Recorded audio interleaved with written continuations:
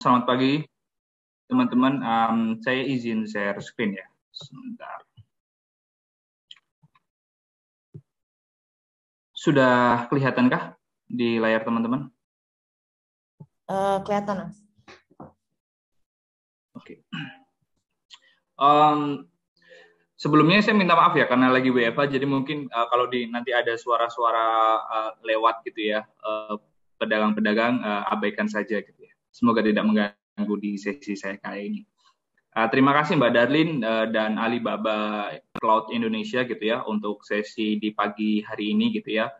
Senang sekali kami dari Indigo bisa berkolaborasi dengan teman-teman di Alibaba gitu ya untuk di program Go Startup Indonesia ini. Nah mungkin di sesi kali ini teman-teman saya coba membawakan gitu ya, share, nanti kita bisa diskusi gitu ya terkait dengan startup branding gitu ya. Bagaimana sudut pandangnya dari Indigo gitu ya, dari sudut pandang inkubator. Nah ini mungkin sedikit perkenalan. Saya Regi Widiarso gitu ya, biasa berkantor di Telkom Landmark Tower gitu ya, di lantai Gerah Merah Putih di lantai 13 gitu, di Jalan Gatot Subroto, dan bisa ini nomor HP saya dan email saya, teman-teman nanti bisa kontak jika ada pertanyaan ataupun pengen diskusi.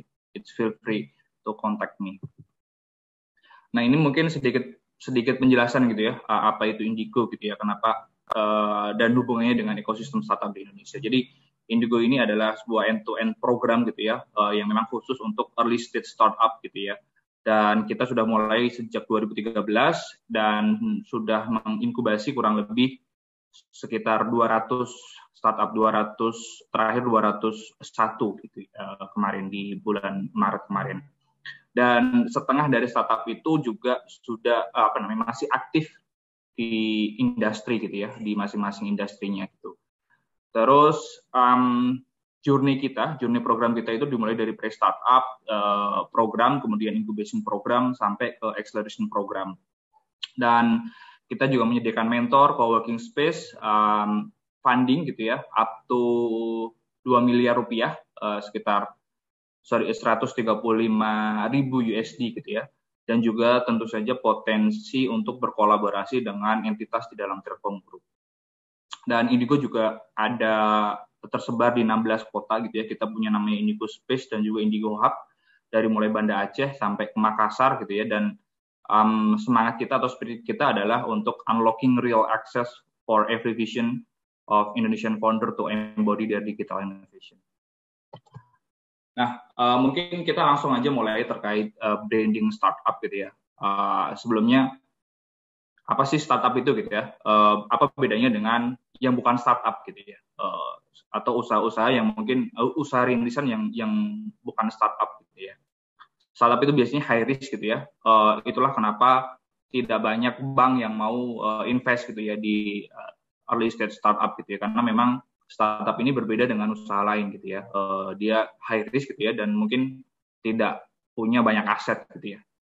Terus kemudian dia high growth, hyper growth gitu ya. Kalau teman-teman mendengar banyak berita terakhir ini gitu ya, bagaimana hyper growth gitu ya. Startup itu biasanya adalah dia mengejar growth yang cukup tinggi gitu ya, hyper. Kemudian selanjutnya adalah biasanya startup itu bersifat disrupting gitu ya dari status quo ataupun industri yang ada di vertikal tersebut. Selanjutnya adalah dia biasanya fokus di area teknologi ataupun inovasi yang berkaitan dengan teknologi.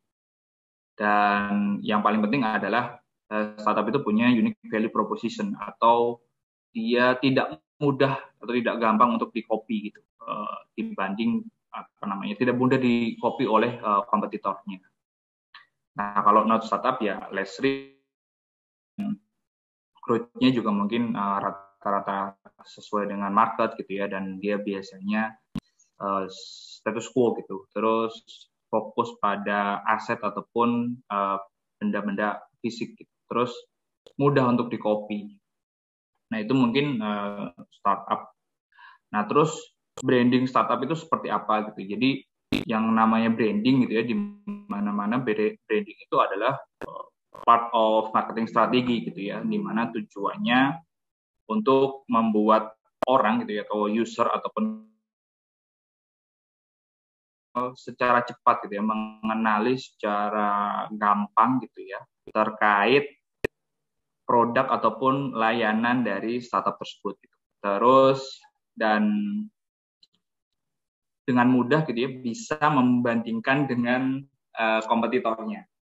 Nah, kalau si Jeff Bezos sendiri gitu ya, kalau kita pernah dengar gitu ya, bahwa apa namanya, brand ini tuh adalah sesuatu yang orang lain bicarakan ketika tidak ada kita. Jadi brand itu adalah melekat pada produk, layanan ataupun mungkin dari personal dari si foundernya. Nah, lanjut gitu. Terus proses dari startup branding ini seperti apa? Yang pertama, kalau dari yang kita identifikasi, biasanya consist of 4 poin ini. Yang pertama adalah value. Jadi value ini adalah apa yang what drives the startup and team gitu ya. Apa yang bisa menggerakkan tim ataupun foundernya dalam menjalankan sebuah startup ini. Dan itu menurut kita dari sisi inkubator itu adalah sesuatu yang paling penting gitu ya. Jadi kita melihat foundernya, dan founder itu kita lihat kenapa founder ini bisa sangat tertarik untuk menjalankan sebuah startup atau mengembangkan sebuah inovasi ataupun produk. Dan itu menjadi apa ya, sebuah titik penting gitu, atau poin penting bagi kita dari sudut pandang inkubator. Terus selanjutnya adalah story. Story ini terkait itu tadi background dari startupnya. Founder itu kemudian dia punya cerita yang akhirnya bisa mendirikan atau mengembangkan sebuah produk gitu, mendirikan startup dan mengembangkan sebuah produk. Ceritanya seperti apa gitu setelah si founder itu punya value gitu. Terus kemudian mereka akan mengembangkan sebuah produk, produknya ini ceritanya seperti apa sampai ke usernya gitu. Jadi misalnya mau mengembangkan sebuah produk gitu, bagaimana membungkus sebuah produk itu menjadi sesuatu yang menarik sehingga menjadi sebuah cerita yang apa ya, yang bisa menyentuh banyak orang gitu terkait si produknya ini, dan tentu saja ini berkaitan dengan user ataupun customer dari sebuah startup ataupun produk tersebut. Setelah cerita, selanjutnya story. Setelah story ini selanjutnya adalah promise, apa yang produk tersebut janjikan, dan itu biasanya fokus kepada feature gitu ya, feature dari sebuah produk ataupun itu tadi ya, unique value proposition gitu, hal-hal yang akan di-deliver gitu kepada si user ataupun customer. Nah, yang terakhir itu, yang ini mungkin saya juga tidak begitu expert gitu ya terkait desainnya, terkait visual name, look, kemudian feel-nya seperti apa, dan ini mungkin terkait hal-hal yang berkaitan dengan desain. Nah, ini mungkin singkatnya gitu. Ada sebuah data gitu bahwa hampir 86% populasi di dunia itu mengerti apa namanya logo dari Coca-Cola. Coca-Cola itu apa sih gitu ya? Minuman bersoda gitu ya. Dan itu part of branding. Terus kemudian Apple gitu ya. Mereka punya value ataupun story ya, misalnya gitu ya, to challenge the status quo atau to think differently. Mungkin teman-teman juga sudah cukup banyak yang mendengar gitu ya. Terus ada Facebook awalnya gitu ya, dulu seperti apa, sekarang bertransformasi menjadi Meta gitu ya, dan itu ceritanya juga masih inline dengan value ataupun story-nya gitu, bahwa mereka to give people community to so that we can bring the world close together. Nah, ini mungkin beberapa brand gitu yang melihatnya itu sudah tahu gitu seperti apa produknya, kemudian apa yang mereka lakukan itu sudah sangat melekat, dan bahkan mungkin para foundersnya juga sudah sangat ini ya, sudah sangat melekat dengan. Nah, tadi ada 4 tadi gitu ya, value, story, promise, sama desain. Nah, bagaimana untuk membuat 4 poin itu? Nah, kalau di Indigo sendiri gitu ya, kalau di Indigo sendiri kita biasanya kita punya pendekatan Golden Circle. Ini kita ambil dari Simon Sinek di bukunya yang berjudul Why gitu ya. Mungkin teman-teman bisa search, cukup banyak populer di YouTube gitu terkait Simon Sinek ini. Jadi kita pasti menanyakan Golden Circle dari masing-masing startup. Jadi sekuat apa why-nya gitu ya. Why do you do what you do? Purpose-nya apa sih teman-teman itu membuat sebuah startup gitu ya? Kenapa teman-teman itu mengembangkan inovasi ini? Why-nya itu harus lebih lebih besar gitu, sehingga mungkin why-nya itu bisa beririsan dengan kompetitor ataupun produk lain gitu. Karena memang why-nya ini yang bersifat lebih helikopter view gitu. Jadi why ini adalah yang itu tadi ya, what drive the founder to build the startup or to develop the product. Terus kemudian circle selanjutnya adalah how. How ini adalah bagaimana, how do you do what you do. Bagaimana sih ketika kita sudah ketemu why-nya, terus bagaimana melakukan why tadi gitu. Jadi how ini ada di circle kedua. Terus yang circle yang paling luar ini adalah what-nya. What-nya ini biasanya produknya. Apa sih yang sebenarnya kalian lakukan? Jadi misalnya kita membuat sebuah software yang untuk UMKM ataupun untuk enterprise. Nah, ini biasanya ada di circle what. Itu dia lebih ke arah industrinya gitu ya. Bagaimana membantu apa gitu. Jadi misalnya kami ingin membantu UMKM untuk naik kelas. It's just an example gitu. Terus what-nya apa? What-nya adalah itu misalnya kita mengembangkan ERP for UMKM misal gitu. What. Terus why-nya yang paling besarnya adalah kita ingin membantu masyarakat bisa punya kehidupan yang lebih baik. Nah, itu mungkin beberapa contoh itu tadi ya, why, how, sama what-nya yang biasa kita temukan gitu ya dari teman-teman startup yang ada di. Nah, ini tadi ya, kalau kita sudah membuat sebuah golden circle, terus kenapa why itu penting? Karena ini tadi hubungannya dengan measurement gitu ya, dan waktu. Kalau kita why-nya itu kurang kuat gitu ya, jadi nanti dia akan di titik tertentu atau di momen tertentu why-nya itu ya akan flat gitu ya, karena kita sudah tidak punya semangat, tidak punya gairah gitu untuk mengembangkan lebih baik lagi terkait inovasi ataupun produk. Kalau apa yang kita lakukan kan ya udah kita kerjakan aja, tapi ketika why itu di suatu titik pasti kita akan bertanya lagi nih, ngapain sih aku melakukan ini, atau kenapa sih aku ngembangin produk ini gitu. Karena teman-teman akan pasti gitu ya akan menemui satu atau dua atau beberapa kali gagal gitu dalam pengembangan sebuah startup, karena biasanya jarang sebuah startup itu bisa langsung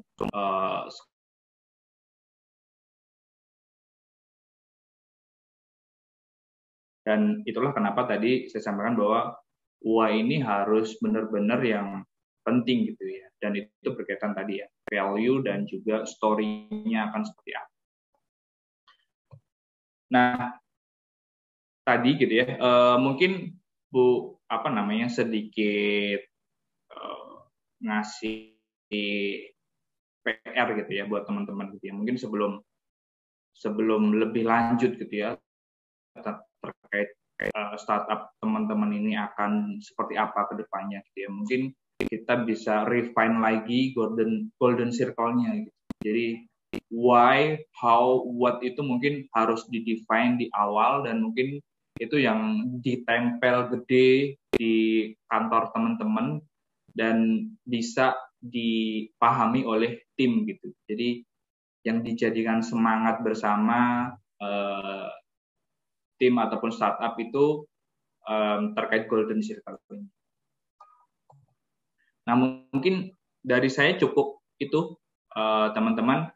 Silahkan nanti kita diskusi di sesi Q&A terkait branding ini atau terkait golden circle yang tadi coba saya sampaikan. Semoga tadi bisa bermanfaat. Terima kasih. Thank you Mas Ragil. Wah, luar biasa banget ya mengenai the topic of how to build the right startup branding and personal branding in the digital era. Jadi semoga teman-teman juga learn a lot of insightful new things from Mas Ragil juga and also like the Indigo. Jadi teman-teman apabila ada pertanyaan welcome banget untuk langsung aja drop di chat box ya. Jadi nanti kita bisa bahas di akhir acara setelah sesi 1 selesai. Okay, thank you Mas Ragil.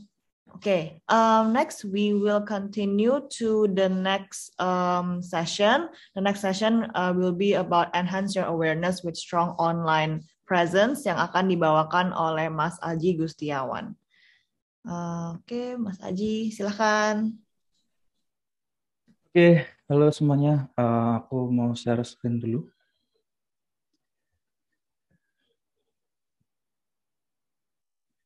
Kelihatan belum ya, Kak? Kelihatan. Oke, nah selamat pagi semuanya dan salam sehat untuk kita semua ya. Untuk sesi kali ini itu saya akan memberikan sedikit informasi bagaimana sih kita untuk enhance atau meningkatkan awareness dengan online presence yang bagus ya gitu. Nah, mungkin sebelum kita mulai, aku mau kenalan dulu lah ke teman-teman semua juga gitu. Nama saya Mas Aji Gustiawan, memang pakai Mas, dan kebetulan berkarir di Niaga Hoster juga, mengawali dari CS agent, lalu menjadi project manager, dan setelahnya itu menjadi product manager di Niaga Hoster gitu. Nah, jadi Niaga Hoster itu apa sih? Niaga Hoster itu adalah dia salah satu brand web hosting brand di Indonesia yang fokusnya itu untuk membantu para pengguna internet untuk membuat online presence mereka ya gitu atau digital. Nah, kalau teman-teman mau nambah relasi juga bisa tuh add juga di LinkedIn saya di Mas Aji Gustiawan, search ada di situ gitu. Nah, kita mungkin bisa masuk ke topiknya aja langsung. Jadi kira-kira apa sih online presence gitu? Nah, mungkin kalau dari kata presence itu sendiri itu kita bisa ambil sebagai sebuah kata yang berarti eksistensial ya gitu atau eksistensi di suatu tempat gitu. Nah, online berarti di dunia maya gitu. Nah, kalau teman-teman yang mungkin masih baru belajar terkait apa itu online presence itu mungkin akan memahaminya ya itu seperti saya punya saya punya akun di sosial media, saya punya akun di suatu forum gitu. Nah, itu sebenarnya juga sebuah bentuk online presence ya gitu. Nah, kalau dari penjelasan di Arithmetics gitu, nah online presence itu adalah the existence in digital media through the different online presence system ya gitu. Kenapa through the different online presence system? Karena pada dasarnya online presence itu juga bisa dicari di dalam search system masing-masing platform gitu. Contohnya kayak misalkan Facebook gitu. Facebook itu ada search-nya sendiri kan untuk mencari akun atau fanpage dari pengguna lain gitu. Baik itu untuk fanpage bisnis ataupun untuk personal aja gitu. Nah, maupun juga seperti Instagram, Twitter, dan sebagainya. Mungkin Twitter dia mencarinya menggunakan hashtag. Ada satu eksistensi digital yang dapat kita dapatkan atau kita munculkan di suatu platform itu sendiri gitu. Nah, mungkin tipe-tipenya nih, tadi saya sudah sedikit mention terkait online presence ya gitu. Nah, mungkin tipe yang pertama itu adalah yaitu sosial media gitu. Kalian punya Facebook, Twitter, Instagram, itu salah satu bentuk online presence dari ini ya, sosial media gitu. Lalu yang selanjutnya adalah digital location. Nah, yang ini yang mungkin ini ya, nggak semua orang akan punya, karena pada dasarnya yang biasanya punya digital location ini tentunya sebuah bisnis ya gitu. Misalkan contoh kayak di Google Map gitu, kita nempatin ini ya kantor di mana gitu, kita akan tampilkan di Google Map itu gitu. Itu juga salah satu bentuk dari online business itu sendiri. Lalu yang terakhir dan yang paling ini ya fundamental sebenarnya untuk sebuah startup itu adalah website gitu. Website itu ya teman-teman bisa tahu sendiri lah, website itu adalah suatu situs yang kita akses melalui search platform gitu, mungkin di Google ataupun mungkin ada yang masih pakai Yahoo gitu, yang mencari website di Yahoo gitu mungkin kalau zaman sekarang mungkin agak hektik ya gitu, tapi ya kali aja ada yang bikin ya gitu. Tapi intinya website itu juga adalah salah satu online presence yang sangat penting dimiliki oleh sebuah startup gitu. Nah, kenapa sih startup harus punya website gitu? Nah, ini mungkin jawaban yang cukup retoris untuk sebagian kalangan, khususnya teman-teman yang ini ya, yang berkecimpung di dunia IT cukup lama gitu. Tapi untuk teman-teman yang memang masih baru, itu mungkin saya akan jelaskan gitu. Nah, yang pertama itu yang jelas itu adalah terkait profesionalisme dari sebuah startup gitu. Nah, karena kalau startup yang nggak punya website itu bisa dibilang ya bisnis kita mau ditampilin di mana gitu. At least representasi dari bisnis kita gitu. Dan juga yang kedua itu misalkan website kita itu adalah ini ya salah satu web-based app yang kita ingin juga gitu. Nah, itu juga bisa menghasilkan source of use yang besar gitu. Contohnya kayak seperti marketplace yang lain, misalkan Alibaba marketplace gitu kan juga ada gitu. User akan masuk ke situs Alibaba untuk membeli barang-barang yang sekiranya diinginkan gitu. Nah, dan juga yang ketiga yaitu the service you are selling gitu. Kalau misalkan startup teman-teman semua itu adalah startup yang berbasis website gitu ya gitu, web-based app gitu. Jadi nggak cuma aplikasi di Android atau iOS, tapi juga di website juga gitu. Nah, juga yang keempat adalah tentunya dengan kita punya website itu, kita bisa ngedeliver message kita atau UVP kita secara bebas gitu. Beda kalau kita tampilkan itu di sosial media, beda tampilkan di akun-akun yang lain gitu. Mungkin akan ada sedikit keterbatasan terkait platformnya itu sendiri gitu. Sedangkan kalau website itu ya kita bisa tuh tampilkan bahkan UVP langsung di menampilkan sesuatu promosi di website kita, ya bisa-bisa aja gitu. Nah, terus yang selanjutnya ya tentu saja dengan kita punya website, kita bisa membuka ini ya, bisnis opportunity baru, baik itu partnership dengan beberapa vendor gitu, atau misalkan ini yang selanjutnya ini kita juga bisa mendapatkan karyawan baru dari website gitu, karena kita mungkin tidak hanya mempromosikan job vacancy kita di LinkedIn, tapi juga di website kita sendiri gitu. Nah, karena ya kenapa sih startup nggak butuh website gitu? Karena di zaman sekarang ini ya sepertinya hal yang cukup nggak mungkin ya gitu. Tapi saya ingin jelaskan kembali. Nah, kira-kira ketika buat website itu hal yang harus diperhatikan apa sih gitu. Nah, paling tidak kalau dari analisa saya itu ada 8 hal ini ya gitu. Yang pertama itu user interface. Nah, user interface itu seringkali apa ya? User interface ada suatu kajian ilmu juga sebenarnya gitu, tapi seringkali dicampur adukan sama user experience. Padahal dua hal itu sebenarnya dua hal yang berbeda. Karena user interface itu akan lebih fokus kepada tampilan, bagaimana pewarnaan dari website Anda, layoutnya seperti apa, terus desainnya seperti apa, aset-asetnya seperti apa, konten seperti apa. Nah, itu masuk user interface. Lalu user experience, nah itu adalah lebih kepada ketika pengunjung Anda masuk ke dalam website Anda, itu tuh mau ngapain aja sih gitu? Apakah dia mau lihat-lihat barang Anda, atau mau lihat langsung check out, atau Anda pengen user Anda itu pengen kenal dulu deh sama perusahaan Anda gitu. Apalagi khususnya kayak startup yang basisnya itu mencari vendor dulu gitu. Ya mencari vendor, mencari partner, tentunya kita perlu menawarkan penawaran yang baik gitu. Nah, Jadi user experience sama interface itu seringkali untuk startup awal itu posisinya itu di handle oleh satu orang gitu. Jadi ada tuh job vacancy UI UX spesialis gitu. Padahal kalau mau bagus sebenarnya dua hal itu harus pisah gitu. Nah, terus yang ketiga itu page speed. Ya, tentunya dengan page speed yang cukup bagus, cepat gitu ya, user juga akan lebih senang ya gitu. Karena ketika user mengunjungi website Anda dan ketika mereka kok harus nunggu lama untuk mencet button tertentu atau checkout, itu bisa memberikan ini ya apa namanya dampak yang nggak baik juga untuk perusahaan Anda di depan gitu. Terus dan juga copywriting. Kira-kira kita mau bicara dengan calon user kita tuh seperti apa sih? Apakah formal, informal, atau santai gitu? Dan mungkin beberapa startup juga sudah menerapkan ya gitu. Khususnya kayak beberapa marketplace yang dia itu ini ya mempunyai target untuk mendapatkan customer dari generasi milenial gitu. Pasti bahasa-bahasa yang digunakan itu akan berbeda.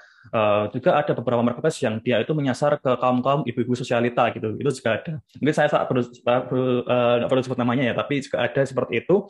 Dan bahasa yang digunakan juga akan menyesuaikan dengan ekspektasi user mereka seperti apa gitu. Lalu juga yang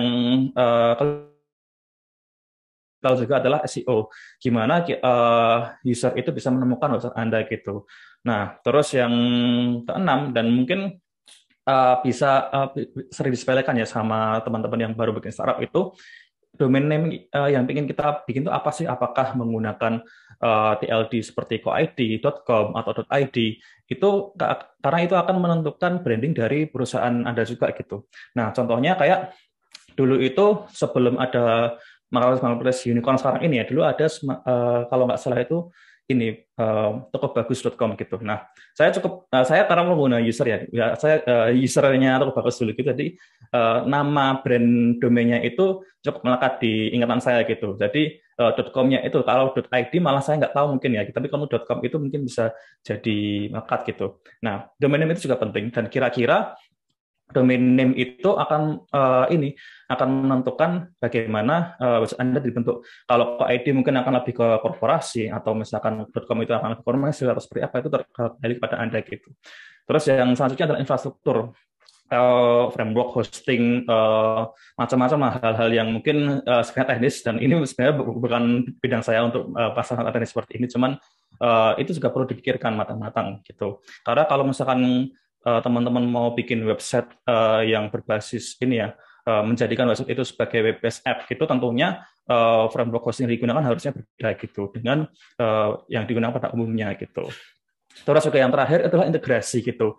Karena kan ada nih beberapa startup juga yang menggunakan websitenya itu sebagai platform untuk berjualan, ataupun bahkan websitenya itu cuma untuk portofolio aja karena dia lebih fokus di app gitu. Nah, kira-kira integrasinya seperti apa gitu. Nah, jadi integrasi inilah yang perlu dipikirkan juga matang-matang gitu. Nah, terus saya juga akan mungkin menjelaskan sedikit ya terkait biasanya itu startup itu ketika bikin website itu menggunakan cara apa sih gitu.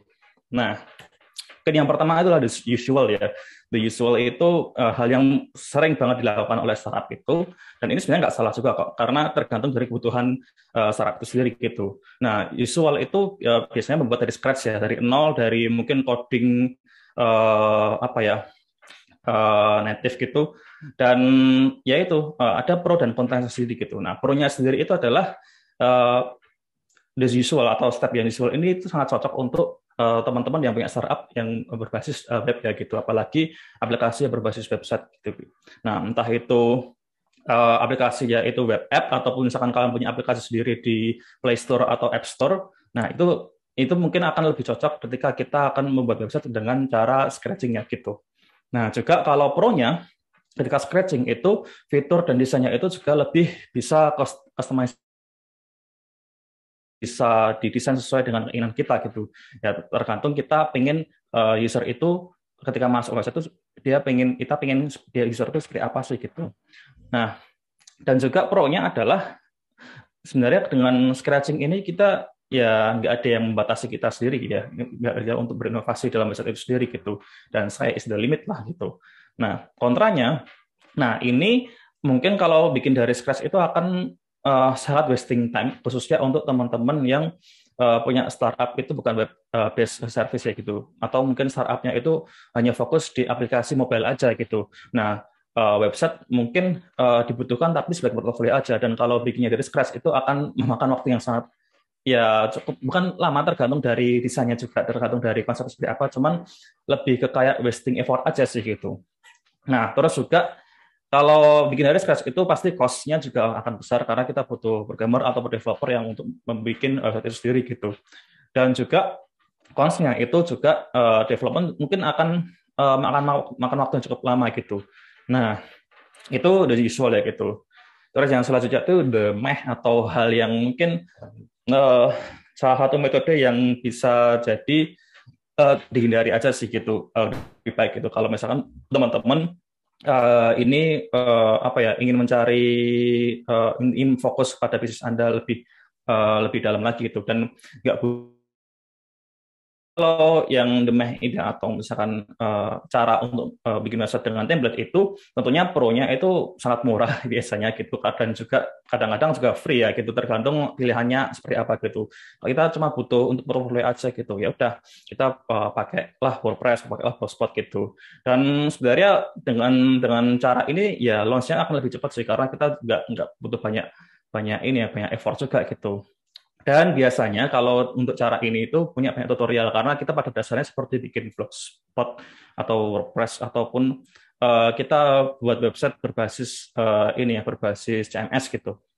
Nah, konsnya itu sebenarnya banyak gitu. Cuman saya ini ya breakdown 3 aja dulu gitu, karena yang pertama itu tentunya kalau free version itu akan seperti bisnis ilegal gitu, karena ya kita pengen punya website tapi katakanlah kita nggak punya dana untuk bikin website gitu, kita hanya punya dana untuk ngedevelopnya aja, ya udah nggak apa-apa gitu, jangan dipaksakan gitu. Nah, kalau kita bikinnya gratisan malah terlihat nanti seperti website ilegal gitu, katakanlah bisnis startup .blogspot.com, dan orang mungkin nggak akan percaya, apalagi kalau kita mau nge-convince ini ya vendor gitu. Nah, itu akan lebih susah lagi itu. Dan sebenarnya meskipun murah dan gratis dan banyak tutorial itu, ya tetap harus ada effortnya gitu untuk dimasukkan situ. Dan yang terakhir itu tentunya nggak banyak fleksibilitas yang bisa kita lakukan dalam website-website yang mungkin dari template itu ya gitu. Nah, kalau yang ketiga ini, dan ini salah satu alternatif juga, tadi saya sebutnya di alternatif atau third party ya gitu. Nah, jadi biasanya startup itu akan membuat website itu dari dua cara itu, di visual atau di alternatif itu gitu. Ya, di alternatif ini sangat cocok untuk sebenarnya baik untuk web based dan juga web based service ya gitu. Web based dan non web based service gitu. Karena tergantung dari kapasitas dari vendor atau third party kita. Kalau third party kita itu sudah terbiasa membuat software development, mungkin akan lebih cepat gitu, dan kita cukup fokus di mobile development-nya aja gitu. Nah, dan juga biasanya ini itu tergantung negosiasi ya gitu, prosesnya value for money-nya akan cukup bagus gitu, karena kita akan bisa saving time untuk hal-hal yang lebih penting, untuk apalagi untuk di fase-fase awal bangun startup ya gitu. Itu akan manajemen waktu dan juga efisiensi itu akan sangat-sangat membantu sebenarnya untuk di kemudian hari gitu. Apalagi kalau kita punya dana terbatas untuk mengembangkan startup kita gitu. Dan juga yang pro-nya itu tentunya kita bisa memaksimalkan effort kita hanya untuk bisnisnya gitu. Jadi kita serahkan website itu ke third party, dan kita cukup fokus tuh gimana kita cara gather customer aja gitu. Website nanti bisa di-handle third party aja gitu. Nah, cons-nya itu development dari website itu sendiri itu akan bergantung sama third party itu sendiri gitu.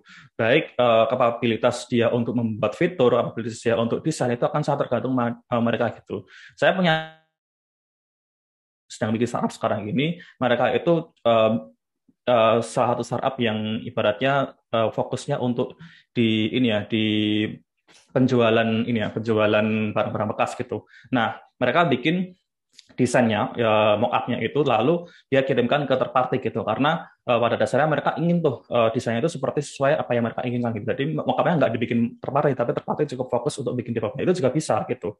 Tapi ya kembali lagi, cons-nya itu adalah tergantung dari kapabilitas mereka untuk bikin mock-up atau desain website sesuai dengan keinginan dari startup gitu. Dan juga cons-nya itu adalah komunikasinya jadi lebih panjang, karena kita nggak langsung dengan in-house karyawan kita atau teammate kita, tapi kita harus ngobrol juga ke third party gitu untuk bisa solving isu gitu. Nah, mungkin salah satu contoh beberapa ini alternatif ataupun produk yang Nia Ghoster punya gitu. Ini saya mungkin bukan promosi tapi lebih kayak jelasin aja gitu. Nah, kalau Nia Ghoster sendiri itu punya VPS KVM yang biasanya itu digunakan teman-teman yang baru bikin startup itu untuk membuat WPS app gitu yang untuk at least entry level lah gitu. Karena kalau untuk level yang lebih tinggi lagi tentunya akan butuh server yang lebih gede lagi gitu. Dan kita juga punya produk animated hosting yang khususnya untuk startup yang ya dia itu nggak begitu begitu butuh terkait websitenya sebenarnya gitu. Karena biasanya itu dia cuma fokus untuk bikin portofolio aja di websitenya gitu sesuai dengan keinginan. Karena biasanya mereka akan lebih fokus di web app ataupun di mobile app-nya itu gitu. Dan Nia Ghoster juga punya alternatif gitu. Jadi punya the usual-nya dan juga the alternatifnya. The alternatifnya biasanya kita punya tuh salah satu produk yang namanya website instan yang dimana ketika startup itu butuh portofolio, dia bisa langsung bikin dari website instan itu tadi gitu. Karena di website instan itu juga kita sudah sediakan beberapa fitur yang memang itu cukup lah untuk membuat portofolio. Tapi kalau untuk bikin web-based app itu mungkin saya nggak akan sarankan gitu. Karena memang kalau web-based app itu kita harus bikinnya secara scratching ya gitu. Nah, terus yang terakhir itu juga yang saya tadi bilang third party itu service di mana kita serahkan pembuatan website itu ke third party gitu. Nah, jadi beberapa giveaways yang mungkin bisa saya sampaikan gitu. Nah, sebelum bikin website atau mau membuat aset online presence yang berupa website itu sendiri gitu, kita harus ngedefine startup kita itu web-based service atau app-based service atau hybrid itu ya dia ada web-based-nya, ada app-based-nya gitu. Karena kayak mungkin beberapa marketplace unicorn di luar sana kan juga seperti itu. Dia punya versi mobile-nya, dia punya versi website-nya gitu. Nah, itu kita juga harus pikirkan. Atau kita fokus cuma di website aja, atau kita fokus di mobile aja gitu. Nah, terus juga atau mungkin startup konvensional ya gitu. Jadi bisa dibilang kan ada tuh beberapa startup yang seperti di Kickstarter ya gitu. Dia startup tapi dia jualan produk barang jadi gitu, physical product, not really digital gitu. Nah, itu kita pasti pendekatannya terkait website itu juga akan berbeda. Apakah website itu akan digunakan untuk transaksi sekalian atau hanya untuk portofolio gitu. Itu harus di-define. Terus yang kedua itu adalah ketika bikin website itu tentunya kita harus memikirkan UVP atau Unique Value Proposition yang akan kita sampaikan di dalam website. Nah, UVP itu sifatnya wajib gitu. Kalau saya bilang itu sifatnya wajib kita tampilkan untuk website kita yang ibaratnya itu web-based app ataupun untuk sekadar portfolio aja. Karena UVP kita, ketika kita bisa mendeliver UVP kita dengan baik, apalagi di website itu, tentunya user akan lebih paham dan mengetahui value dari produk Anda gitu. Nah, terus yang ketiga ya good online presence itu adalah yang bisa mendatangkan desired customer ya, bukan customer yang ibaratnya yang sebenarnya kayak orang datang doang terus pergi gitu. Tentunya online presence yang bagus itu kita bisa mendatangkan customer yang sesuai dengan keinginan kita. Misalkan kita jualan salah satu startup kita adalah seperti bimbel online gitu. Karena bimbel online itu tentunya kita pengen tuh yang mengunjungi website kita itu adalah orang-orang yang udah punya anak gitu atau misalkan mereka para pengajar gitu. Misalkan kita butuh vendor gitu. Nah, tentunya kita mengonsep website kita sedemikian rupa agar orang itu tahu kamu tuh jualan apa gitu. Nah, terus yang keempat itu adalah fokus aja ke apa yang sekiranya penting gitu. Karena seperti saya bilang tadi, kalau misalkan kita untuk di langkah awal atau misalkan di MVP, di tahap MVP produk kita itu kita cuma punya resource untuk bikin mobile app aja dan kita sebenarnya pengen bikin web based app tapi kita mungkin effortnya akan lebih banyak dan resource juga banyak itu jadi kita mending fokus aja apa yang kita ingin fokuskan gitu karena pada dasarnya kita nggak bisa mengejar 2 kelinci dalam satu waktu gitu. Nah makanya kita cukup fokus apa yang kira-kira penting dulu gitu. Terus juga yang kelima itu tentunya online asset itu adalah total investment sebenarnya gitu. Karena dengan kita punya akun di sosial media katakanlah seperti itu kan pada dasarnya kan itu juga akan membuka potensi-potensi user baru di kemudian hari gitu. Dan yang terakhir itu jangan malu kalau misalkan butuh alternatif lain gitu. Karena seperti saya bilang tadi, kalau misalkan kita memang punya resource hanya untuk bikin mobile app aja dan kita nggak punya resource untuk bikin website yang sebagai portfolio, ya udah kita serahkan ke third party aja. Kalau kita memang punya dana yang cukup gitu. Dan third party itu biasanya nggak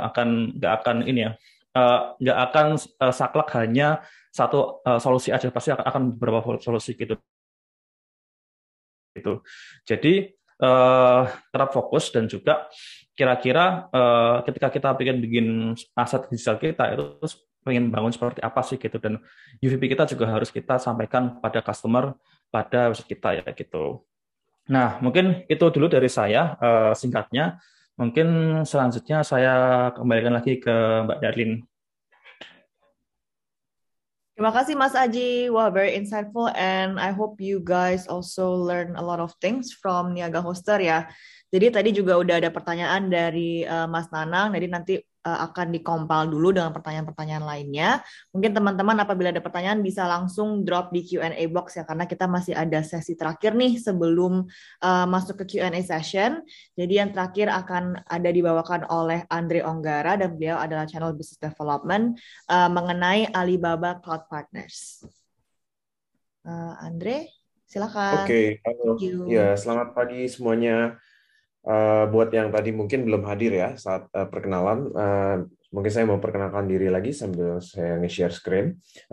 Nama saya Andre Onggara, selaku Channel Business Development untuk Alibaba Cloud Indonesia. Oke. Oke, slide saya sudah bisa terlihat kah, Darlin? Sudah bisa. Thank you. Oke, selamat pagi Bapak Ibu, teman-teman. Tadi mungkin kita sudah dengar sesi dari Indigo dan dari Niaga Hoster. Nah, hari ini saya selain mau cerita juga saya tentang partner, tapi mungkin awalnya saya untuk membuka ini semua, saya ingin coba memperkenalkan ya lebih dalam. Pasti teman-teman sudah familiar dengan Alibaba Cloud. Nah, makanya hari ini ada di event ini ya tentunya. Tetapi saya ingin bawa teman-teman untuk lebih dekat lagi atau lebih kenal lagi dengan Alibaba Cloud, terutama Alibaba Cloud di Indonesia. Nah, kalau kita bicara tentang Alibaba Cloud, tentunya itu adalah satu kesatuan, atau saya tidak bisa bicara soal Alibaba Cloud tanpa awalnya kita bicara soal Alibaba Group sendiri. Alibaba Group sendiri itu berdiri sejak tahun 1999, dan bisa dilihat di milestone ini dari tahun ke tahun, seiring dengan waktu kita terus memiliki bisnis unit baru di dalam Alibaba Group. Contohnya saja di tahun 2004 itu ada Alipay yang merupakan salah satu pelopor digital payment. Kemudian ada Tmall, kemudian ada AliExpress, ya. Kemudian juga ada salah satu perusahaan financial terbesar di dunia, yaitu ada Ant Finance. Kita juga ada perusahaan logistik, yaitu Cainiao. Dan di 2009 itu kita mendirikan satu bisnis unit, yaitu Alibaba Cloud. Nah, sebagai intermezzo lah ya, Alibaba Cloud ini awalnya didirikan oleh Alibaba Group itu hanya untuk private cloud untuk bisnis unit dari Alibaba Group. Jadi seperti Alipay, Tmall, dan lain-lain, itu backbone teknologinya adalah Alibaba Cloud. Tapi seiring dengan berjalannya waktu, kita berubah menjadi sebuah public cloud yang bisa dipakai oleh halayak banyak, seperti itu. Nah, dan di tahun yang sama di 2009 Alibaba Cloud itu juga langsung digunakan sebagai backbone teknologi untuk event Double 11. Apa itu Double 11 nanti akan saya jelaskan di slide berikutnya. Nah, yang mau saya highlight dari slide ini adalah sebuah milestone atau perjalanan Alibaba Group. Tetapi ini juga adalah menjadi testimoni berjalan bagi Alibaba Cloud itu sendiri. Karena bisa teman-teman lihat di sini bahwa banyak sekali perusahaan Alibaba Group yang bergantung pada Alibaba Cloud, dan perusahaan-perusahaan ini atau bisnis unit ini mempunyai latar belakang atau industri yang berbeda-beda, mulai dari financial industry, e-commerce, di sini ada logistics juga. Nah, jadi ini pun menjadi testimoni berjalan dan memberikan sebuah assurance kepada customer-customer kita, kepada teman-teman sekalian, bahwa kita sudah mencoba atau kita sudah menjalankan secara pribadi dulu, dalam artian Alibaba Group sudah menggunakan teknologi Alibaba Cloud untuk bisnis unitnya sendiri. Jadi kita tidak mungkin menjual sesuatu yang bahkan kita belum coba sendiri. Tapi dalam case ini Alibaba Group sudah menggunakan Alibaba Cloud sejak tahun 2009 bahkan sebelumnya untuk bisnis unit kita sendiri dari berbagai macam industri. Nah, tadi saya bicara soal event Double 11. Apa itu event Double 11? Double 11 adalah sebuah global shopping festival yang skalanya terbesar di dunia. Jadi kalau mungkin di barat sana, teman-teman atau Bapak Ibu ada familiar dengan sebutan Black Friday, itu Global Shopping Festival juga. Dan kemudian kalau di nasional di Indonesia ada 11, 22, 33, dan ini Global Shopping Festival ini atau Double 11 ini adalah pelopor dari Global Shopping Festival seperti itu. Nah, skalanya jauh lebih besar daripada 11, 22 dan seterusnya, dan juga lebih besar dibandingkan dengan Black Friday. Nah, bisa dilihat di slide ini dari tahun 2009 sejak pertama kali adanya Double 11 Global Shopping Festival sampai dengan tahun 2021 itu nilai transaksinya terus meningkat. Mulai dari 2009 yang hanya 50 juta yuan sampai di tahun 2021 terakhir kemarin itu total transaksi mencapai 540 miliar yuan. Bayangkan seberapa besar infrastruktur yang dibutuhkan, seberapa reliable infrastruktur itu harus dibuat, dan seberapa banyak attack yang terjadi atau threat, ancaman dari luar yang terjadi selama Double 11 ini. Karena tentunya ada ratusan ribu transaksi yang terjadi setiap menitnya. Ini juga menjadi testimoni daripada Alibaba Cloud bahwa setiap tahun kami dites atau diberikan ujian di Double 11 Global Shopping Festival untuk melihat bisa menjadi testimoni juga bagaimana reliable-nya infrastruktur kita dan sebagaimana secure-nya infrastruktur kita di Alibaba Cloud. Oke, itu cerita soal Alibaba, latar belakang atau perkenalan tentang Alibaba Cloud dan Alibaba Group. Nah, secara global infrastruktur itu seperti apa sih? Saat ini Alibaba Cloud itu sudah tersedia di 27 cloud region. Cloud region ini adalah kumpulan data center dalam suatu negara. Jadi ada 27 Alibaba Cloud region sekarang, dan ada 84 availability zone saat ini. Availability zones ini adalah data center-nya itu sendiri. Dan kemudian artinya ada 84 data center Alibaba Cloud di seluruh dunia. Dan kemudian kita juga sudah memiliki lebih dari 2.800 CDN nodes dan kita sudah eksis di lebih dari 200 negara. Nah, Bapak Ibu, ini adalah laporan dari third party. Jadi ini adalah laporan dari IDC dan Gartner bahwa menurut IDC kita adalah nomor 1 untuk infrastructure as a service dan platform as a service provider di China. Dan menurut Gartner kita adalah leading di Asia, kita nomor 1 di Asia dan nomor 3 secara global. Oke, Bapak Ibu, ini juga adalah laporan terbaru ya dari Gartner ini di tahun 2021 kemarin. Jadi kita secara overall memperoleh peringkat nomor 3 secara penilaian dari ini. Gartner menilai secara per product infrastructure as a service dan platform as a service ya.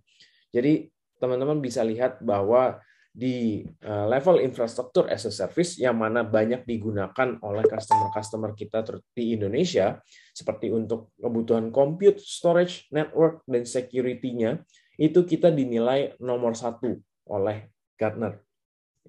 Kemudian secara cloud database, kita juga saat ini sudah ada di kuadran leader Magic Quadrant. Oke. Tadi kita bicara soal security sebuah data center. Nah, tentunya ketika teman-teman atau Bapak Ibu sendiri ingin membangun suatu startup, tentunya ingin punya satu infrastruktur yang mendukung security dan compliance. Tentunya kita tidak mau building sebuah startup, kita sudah capek-capek gitu ya. Kita build dari nol sampai jadi, kemudian ada attack, ada suatu threat dari luar, dan akhirnya itu berimpact besar, berimpact negatif terhadap apa yang sudah kita bangun. Nah, teman-teman, Bapak Ibu tidak perlu khawatir karena Alibaba Cloud di level infrastruktur kita itu sudah dilengkapi atau disertify oleh berbagai macam sertifikasi global seperti ISO, kemudian SOC, itu kita sudah comply. Bahkan secara regional, spesifik per country, seperti contohnya di Indonesia, tentunya kalau ingin membangun sebuah startup yang berhubungan dengan fintech, terutama ya, pastinya dibutuhkan izin dari OJK, itu pun kita sudah comply. Izin dari Diskominfo pun kita sudah comply. Jadi rest assured, teman-teman bisa pasti menjalankan bisnisnya itu on top of Alibaba Cloud. Even lebih spesifik lagi, secara industri kita pun sudah memiliki sertifikasi seperti contohnya HIPAA, itu untuk health insurance, kemudian untuk media itu ada motion picture, MPAA, SecRule, PCI DSS, dan juga pastinya kita sudah comply dengan GDPR atau General Data Protection Regulation. Oke. Kemudian berikutnya ini adalah produk portfolio Alibaba Cloud. Saya tidak akan go through terlalu deep di slide ini.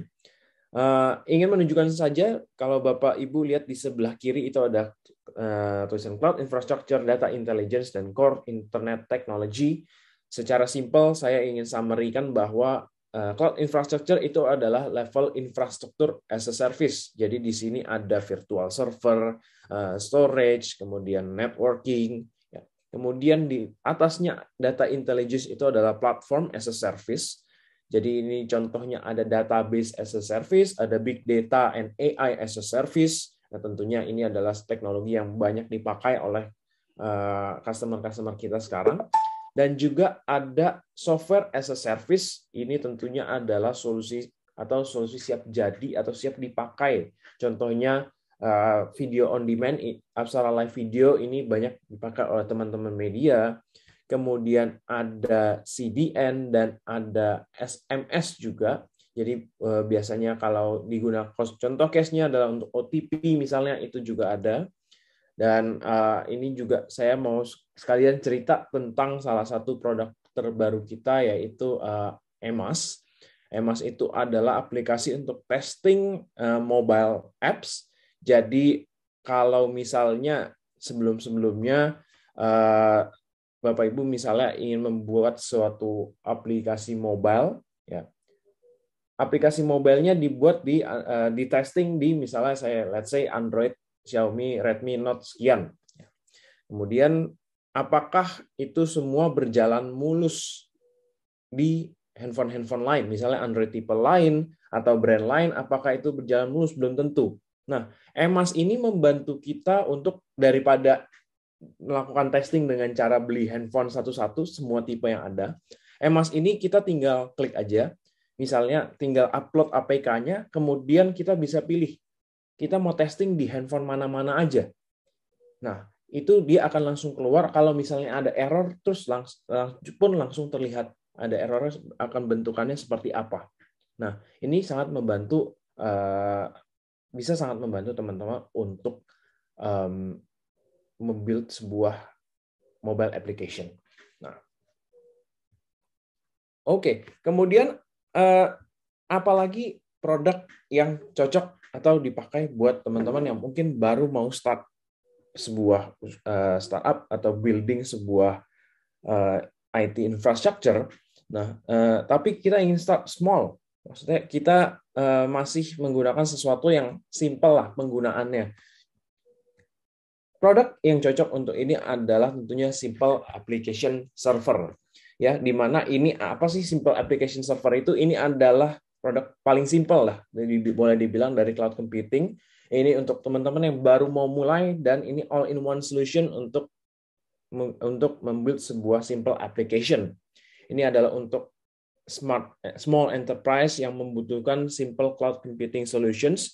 Dan apa yang bisa dilakukan dengan Simple Application Server tentunya tadi sudah di-mention juga beberapa oleh Mas Aji ya, dari Niaga Hoster. Itu bisa untuk website hosting, ini juga penting ya, network application, blog, e-commerce, dan project-project lain yang hanya membutuhkan resource yang simple dan manajemen yang simple juga ya. Jadi salah satu yang penting tadi sudah dijelaskan adalah untuk teman-teman semua adalah sebuah website yang tentunya juga aman ya. Nah, apa ini adalah beberapa use case dan customer stories and pain points-nya ya. Jadi ini user untuk small medium enterprise website creation. Jadi demand-nya tentu membutuhkan suatu website dengan resource yang rendah dan requirement-nya juga yang tidak terlalu besar dibandingkan dengan kita menggunakan sebuah virtual server yang normal. Pasti itu jauh lebih costly ya. Pain point-nya tidak tahu bagaimana caranya membuat website ya, tidak tahu caranya install aplikasi. Ini tentunya juga bisa dibantu oleh teman-teman kita dari Niaga Hoster ya. Ini juga bisa membantu untuk membuat suatu aplikasi yang di atas bukan membantu bikin aplikasi, tapi Simple Application Server ini bisa melengkapkanlah aplikasi-aplikasi simple tersebut. Juga ini beberapa use case lagi adalah untuk beginner cloud computing users yang tidak familiar dengan bagaimana cara membeli produk, ya, kemudian juga high cost of learning cloud product. Jadi kalau balik lagi tadi, kalau menggunakan virtual server yang biasa atau dalam kita sebutnya ECS, itu pasti cost-nya lebih tinggi.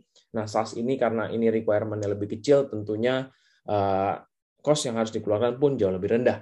Ini juga untuk personal project developer dan juga technical amateurs and students yang ingin belajar tentang cloud computing.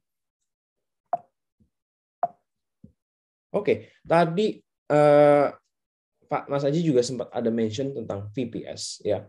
Lalu apa kelebihan SaaS ini dibandingkan dengan produk-produk VPS yang umum? Tentunya produk dari Niaga Hoster adalah bukan VPS yang umum ya, tapi juga sudah enhanced seperti itu. Nah, beberapa kelebihannya dibandingkan dengan produk-produk VPS yang standar adalah satu, web application capability seperti API, SDK, domain name, recurve filling, DNS, dan lain-lain, dan juga multi-product integration ya dengan Alibaba Cloud, dengan produk-produk lain dari Alibaba Cloud seperti ECS, EIP itu adalah untuk Elastic IP Address. Nah, yang paling penting yang mungkin tidak terlalu teknikal, yang mudah dipahami adalah tentang security-nya. Kembali lagi tentang poin yang saya jelaskan tadi, tentang security-nya. Kita punya snapshot, security group, dan juga certificates. Jadi contohnya snapshot ini adalah backup ya. Ini juga common digunakan di enterprise juga ya. Jadi pastikan kita sudah building sebuah apps di atas server, itu adalah di atas server yang secure.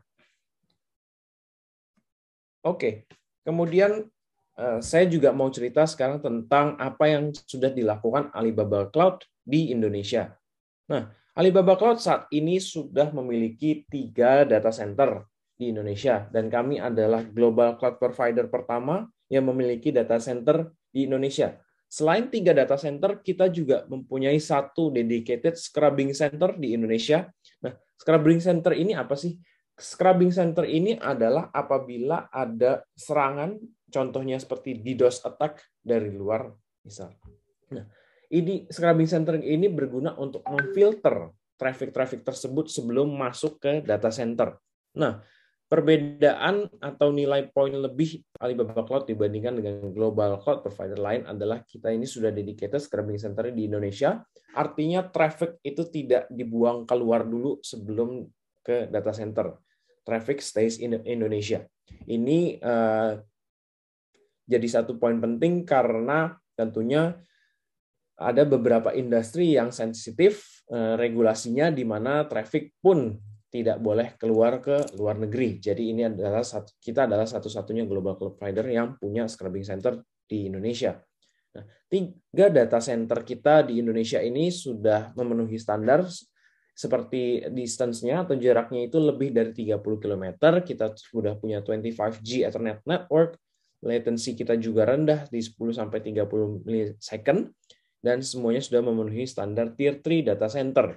Nah, saat ini kita dinilai oleh Gartner sebagai nomor 2 untuk Indonesia Infrastructure as a Service market share. Jadi, sudah banyak sekali customer yang menjalankan bisnis mereka on top of Alibaba Cloud.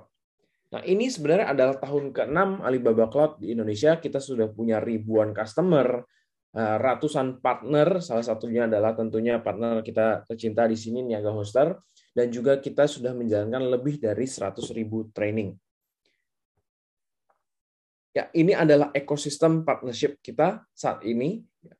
Kemudian ini adalah beberapa value proposition kita di Indonesia. Yang pertama adalah kita, kembali lagi, kita adalah number 2 IaaS provider di Indonesia, artinya sudah banyak customer yang trust produk-produk kita. Yang kedua, kita sudah punya rich product portfolio. Yang ketiga, kita punya excellent track record. Kita sudah mengcover dari banyak customer yang kita punya, kita sudah mengcover berbagai industri seperti FSI, retail, e-commerce, media, logistics, dan lain-lain. Selain itu, dengan penilaian tadi juga dari Gartner, kita track record kita juga baik. Kita dinilai nomor 1 di compute, storage, network, dan security. Kemudian yang keempat, kita juga punya strong ecosystem and local support. Jadi tim Alibaba Cloud itu kita sudah ada tim lokalnya. Selain tim dari Alibaba Cloud, kita juga dibantu oleh partner-partner kita seperti Niaga Hoster untuk mendeliver satu solusi kita ke customer. Kemudian ini adalah training, community, and certification yang dilakukan oleh Alibaba Cloud. Jadi kita punya Digital Talent Scholarship, kita bekerja sama dengan Kominfo dan untuk Digital Talent Scholarship-nya. Kita juga bekerja sama dengan universitas ternama. Nah, untuk certification kita juga bisa ngambil sertifikasi di edualibaba.com. Ini adalah Alibaba Academy. Kita juga kalau teman-teman ingin belajar untuk hands-on, ya, dibandingkan dengan tentunya kalau langsung di konsol, itu akan memakan cost yang lumayan. Kalau ingin coba-coba ini, coba-coba itu, kita juga punya kelas di Labex di mana kita bisa mensimulasi konsol Alibaba Cloud. Kita juga punya komunitas di DingTalk. Kalau teman-teman ada pertanyaan-pertanyaan, DingTalk ini adalah aplikasi messaging kita. Jadi di dalam grupnya itu sudah ada lebih dari 2.000 member saat ini. Oke, ini mungkin saya masuk ke Indonesia customer. Jadi siapa-siapa saja kah customer Alibaba Cloud di Indonesia? Masih banyak di luar list ini, tetapi saya show yang ada di list ini yang sudah tentunya teman-teman juga kenal ya, seperti financial services. Ini ada Astra Financial, ada Amar Bank, Future Ready, Jojonomic. Di fintech itu ada Pundi, Investri, Akulaku, Kredivo.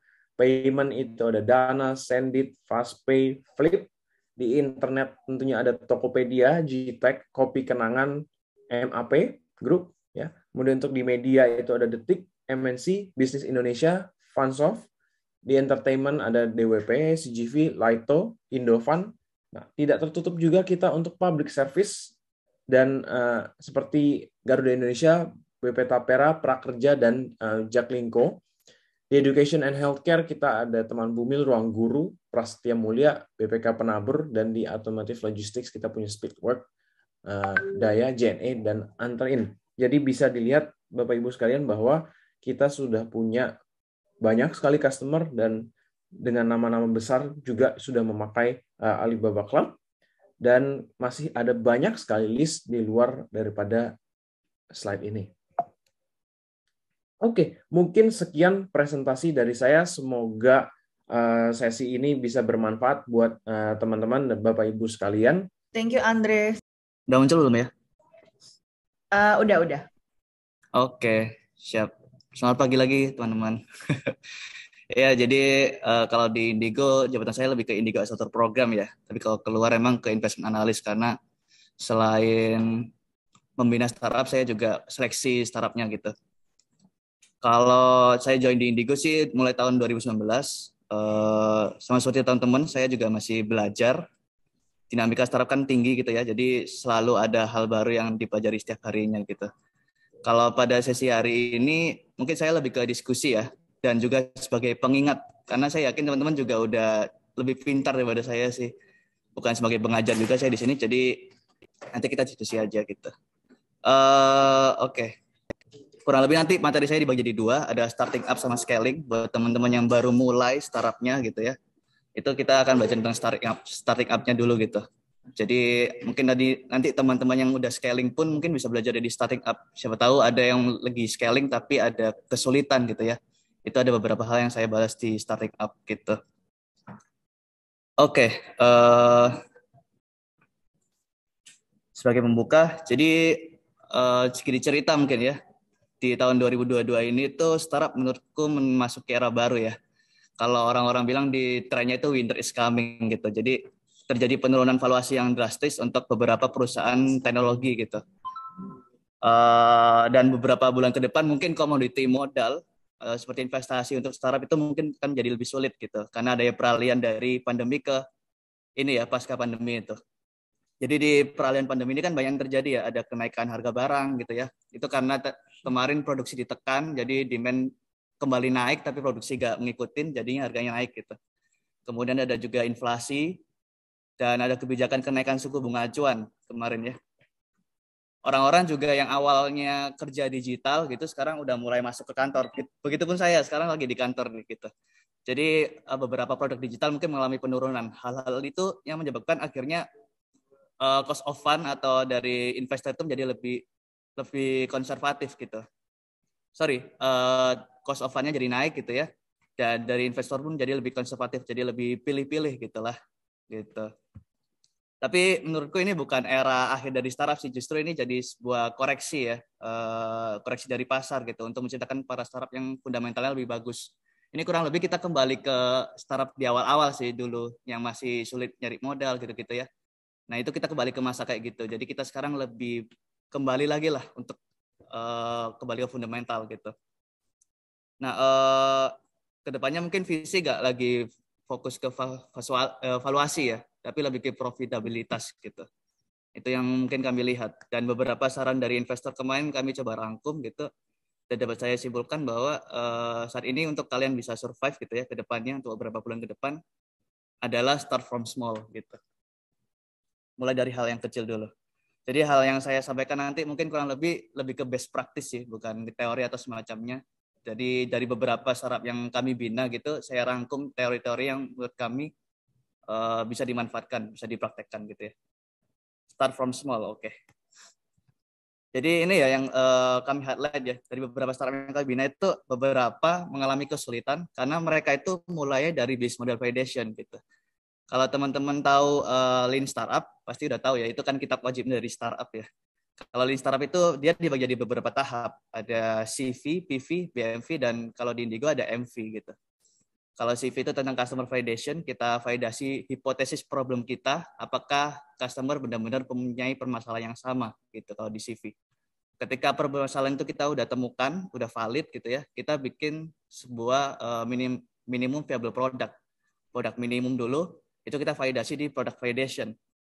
Itu umumnya biasanya kita trial, tapi aku nggak rekomendasi untuk trial ya. Ya tetap ditarik lah, tapi mungkin dengan iming-iming diskon dan yang lain gitu. Jadi customer bisa nyoba produknya dan kalian bisa dapat feedbacknya gitu di product validation. Baru setelah itu kalian cari tahu bisnis model yang cocok gitu, bisnis model yang retain untuk perusahaan kalian dan gitu-gitu ya. Setelah itu udah jadi, baru kalian masuk ke tahap scaling gitu di market validation. Mungkin yang awalnya cuma di Jakarta, terus kalian nyebar ke seluruh region di Indonesia gitu. Nah, sering banyaknya itu startup itu mereka mulai dari CV dan PV, tapi langsung lompat ke business model validation. Jadi produk udah jadi, customer nggak divalidasi, tapi udah langsung dijual gitu. Karena berpegang pada ini kita udah banyak beberapa customer gitu, tapi belum tentu itu bisa sustain gitu. Bisa jadi mereka churn atau mungkin growth kalian akan terhambat gitu ya. Kalau kalian nggak mulai dari awal. Saya tahu kalau startup itu harus cepat gitu ya jalannya ya. Tapi cepat itu bukan berarti melompati step-step yang harusnya ada gitu. Bukan berarti melompati CV dan PV. Tetap kalian harus mulai dari customer. Kalian kan karena kan pada akhirnya yang bayar produk kalian kan customer gitu. Jadi customer-nya yang paling important menurut saya gitu. Nah, apa yang harus kalian lakukan gitu? Berarti kan kita harus balik lagi ke CV dan PV gitu ya. Ada 5 step yang mungkin bisa teman-teman lakukan gitu. Yang pertama dari start with idea, not startup. Jadi teman-teman nggak usah fokus, ini startup atau apa gitu ya. Yang penting itu kalian generate dulu idenya gitu. Customer-nya siapa, rencananya gitu ya. Marketnya gimana, kondisinya, pertumbuhannya seperti apa, problemnya seperti apa, itu kan bikin hipotesis dulu gitu. Nah, hipotesis ini kan validasi di talk to customer gitu. Kalau bisa langsung ke customer sih. Jadi kalau bicara market research kan ada 2 ya. Ada dari primary dan secondary. Kalau secondary itu ya dari info-info statistik gitu-gitu ya. Yang kalian bisa cari di Google gitu lah. Tapi kalau misalnya pengen dapat hal yang lebih spesifik ya, proses bisnis dan lain-lain itu kan bisa ke customer langsung gitu, tanya ke customer. Di talk to customer ini kan bisa mencari tahu permasalahan customer ya, bukan bertanya masalah kalian apa, jangan gitu. Tapi lebih ke cari tahu mereka sehari-hari gimana sih proses bisnisnya gitu ya. Dari situ kan analisis, oh ternyata ada masalah di titik ini nih gitu. Dan itu kan validasi bukan hanya ke 1 atau 2 customer aja gitu. Kalau bisa, kalau misalnya startup kalian bentuk B2C gitu ya. Kalau B2C itu saran saya sih 200 customer kan wawancara gitu. 200 customer kan wawancara, kan pelajari dulu bisnis modelnya gitu ya.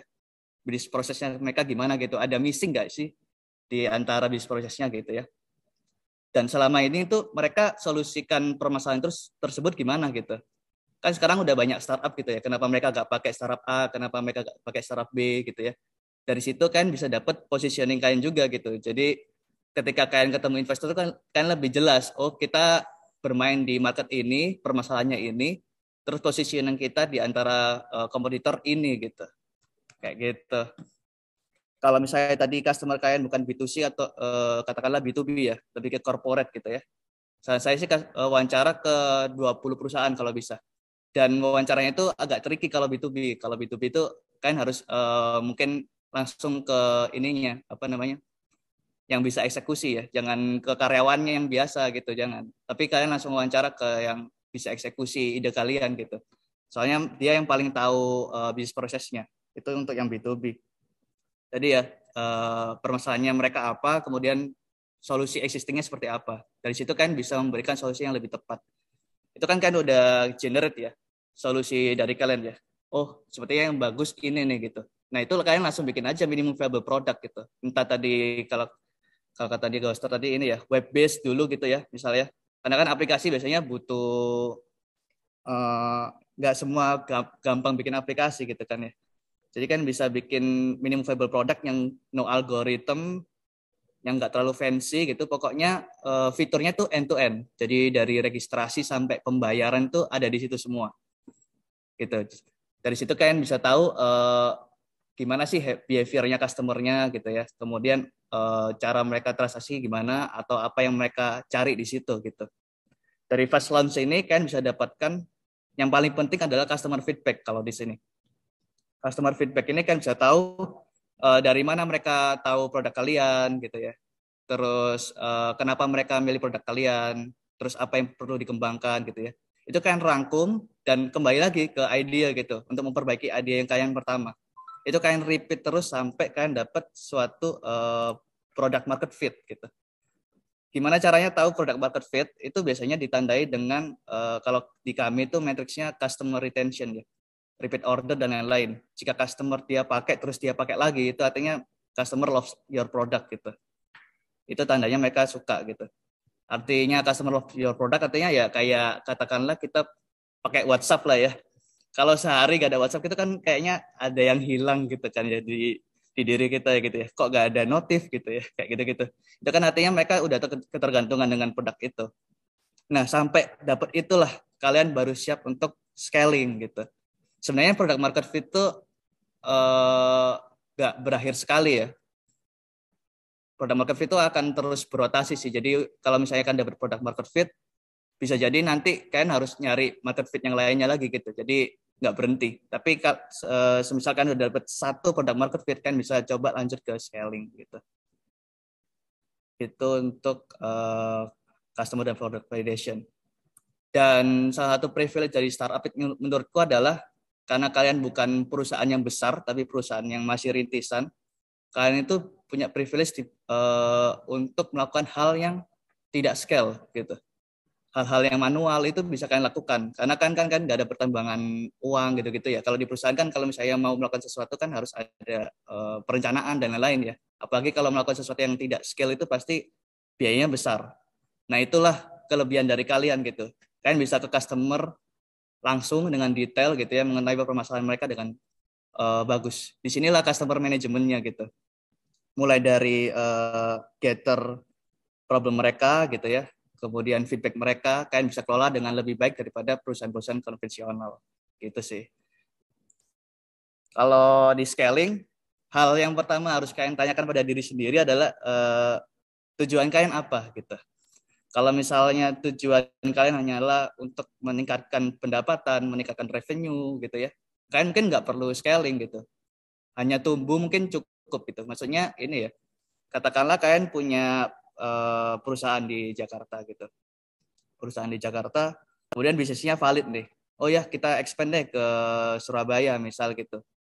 Nambah karyawan, kemudian nambah office aja gitu. Itu kan artinya secara revenue dan secara cost-nya akan naik, revenue naik dan cost juga ikut naik gitu. Itu yang growth biasa gitu. Tapi kalau bicara scaling, itu kan bicara tentang margin. Ini mungkin bisa menyederhanakannya ya. Perbedaan antara growth dengan scale gitu. Kalau misalnya tujuan kalian tadi cuma untuk peningkatan revenue, mungkin growth itu jawaban kalian gitu. Kadang kan ada beberapa ini ya pembisnis yang udahlah yang pokoknya setahun kita untung gitu aja kan gitu ya. Nggak perlu mikirin gimana menurunkan cost atau enggak gitu ya. Cukup pokoknya untung gitu. Tapi kalau kita bicara scale, kalau misalnya tujuan kalian adalah untuk invest in better technology gitu ya, atau untuk melayani customer lebih banyak gitu ya, meningkatkan efisiensi, mungkin scale itu adalah jawaban dari kebutuhan kalian gitu. Perbedaannya hanyalah di sisi margin. Jadi kalau misalnya scale itu revenue naik, tapi kan juga mengusahakan untuk cost-nya turun sehingga keuntungan kalian akan lebih besar ketika tumbuh. Itu di scaling gitu.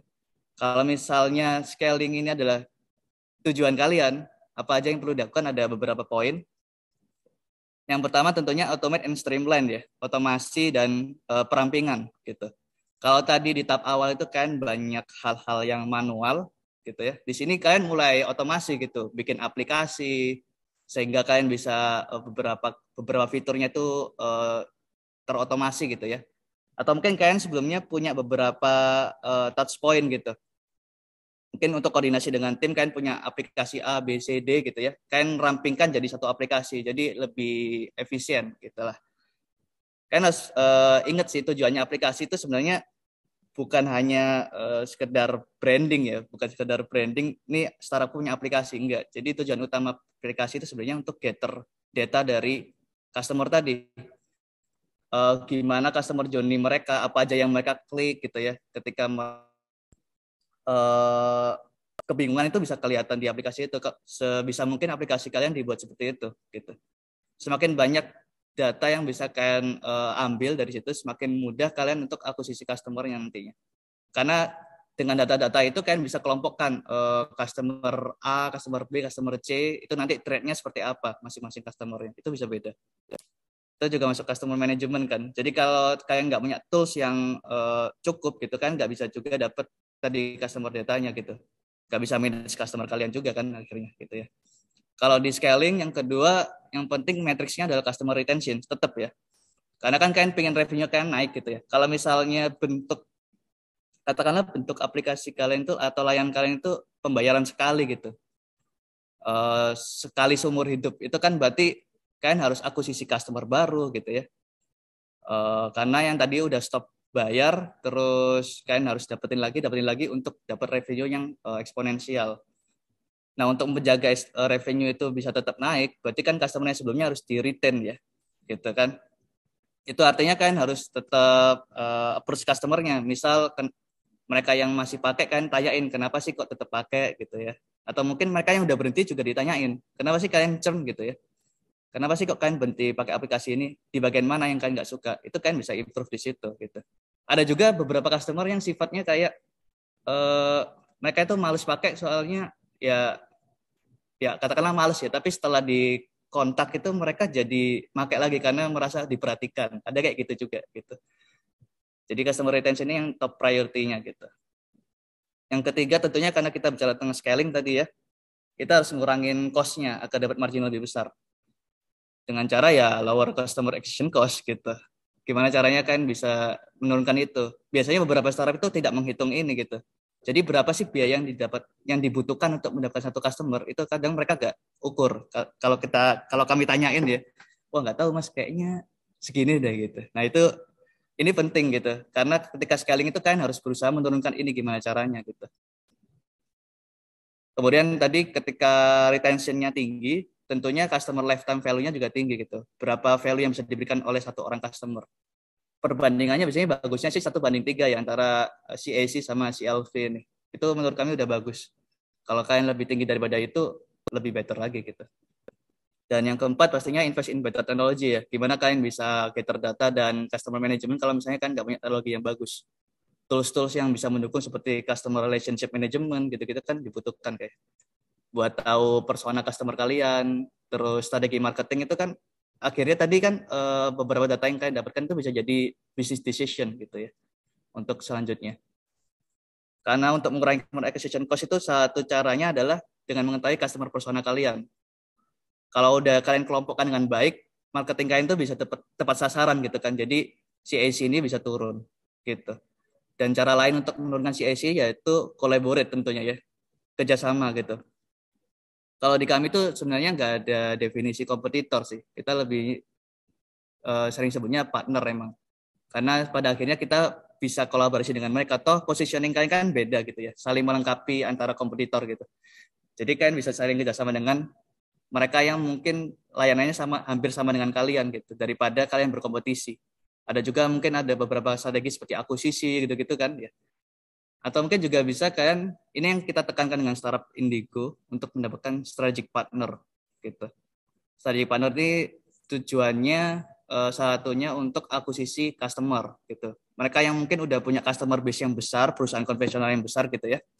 Kalian kerjasama aja sama mereka gitu untuk dapetin customer base-nya. Jadi lebih cepat aja akuisisinya gitu. Gak perlu kalian door to door dengan tim kalian.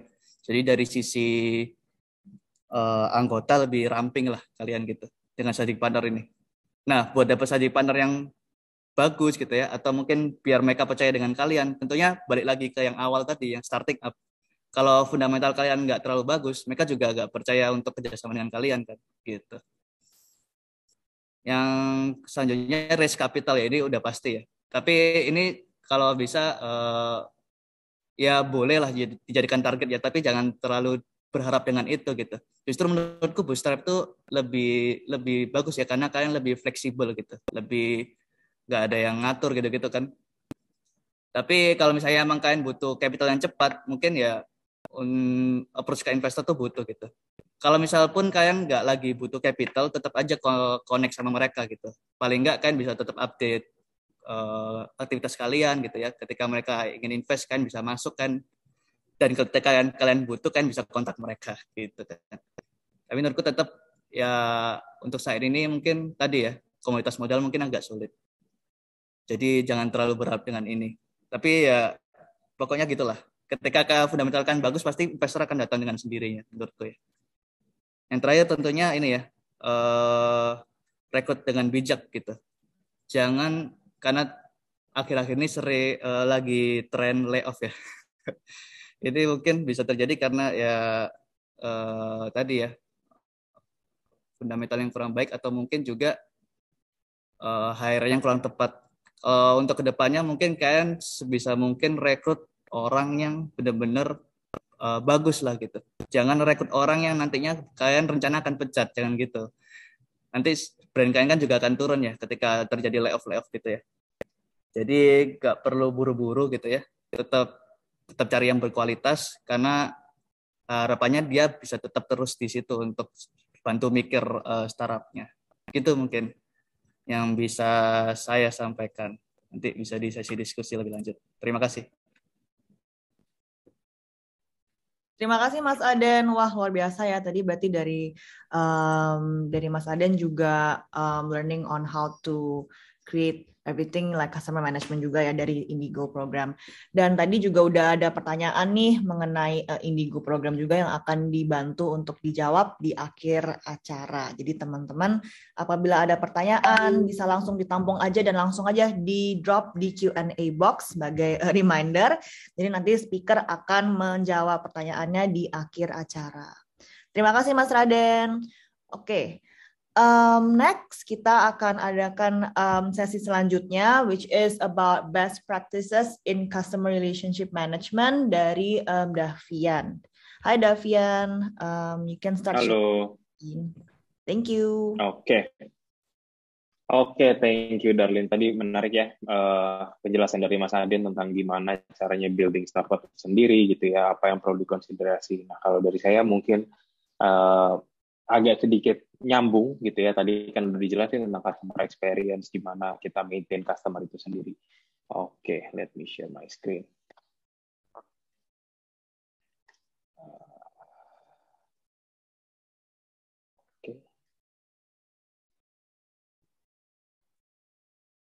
Untuk PPT-nya belum kelihatan ya? Oke, sip. Udah kelihatan belum? Udah. Oke, jadi di sini saya akan sharing sebenarnya. Jadi sharing tentang gimana sih caranya untuk menerapkan customer relationship management. Kenapa customer relationship management ini penting? Karena gini, tadi ngomongin tentang scaling gitu ya, gimana caranya kita increase revenue dengan reducing cost gitu ya. Itu related sama kita maintaining customer kita sendiri. How we can upscale atau misalnya cross-selling our product terhadap existing customer juga. Jangan sampai churning rate dari customer itu juga tinggi. Nah, sedikit penjelasan tentang apa sih sebenarnya customer relationship management atau CRM.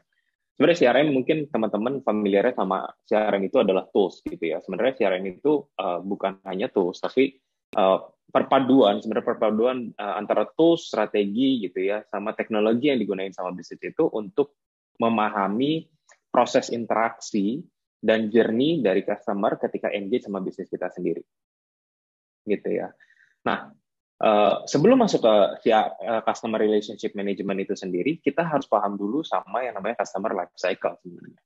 Gitu ya, di mana customer life cycle ini kalau kita paham, kita tahu strategi yang harus kita gunakan ketika kita mau engage ataupun memaintain engagement itu sendiri terhadap antara bisnis sama customer. Oke.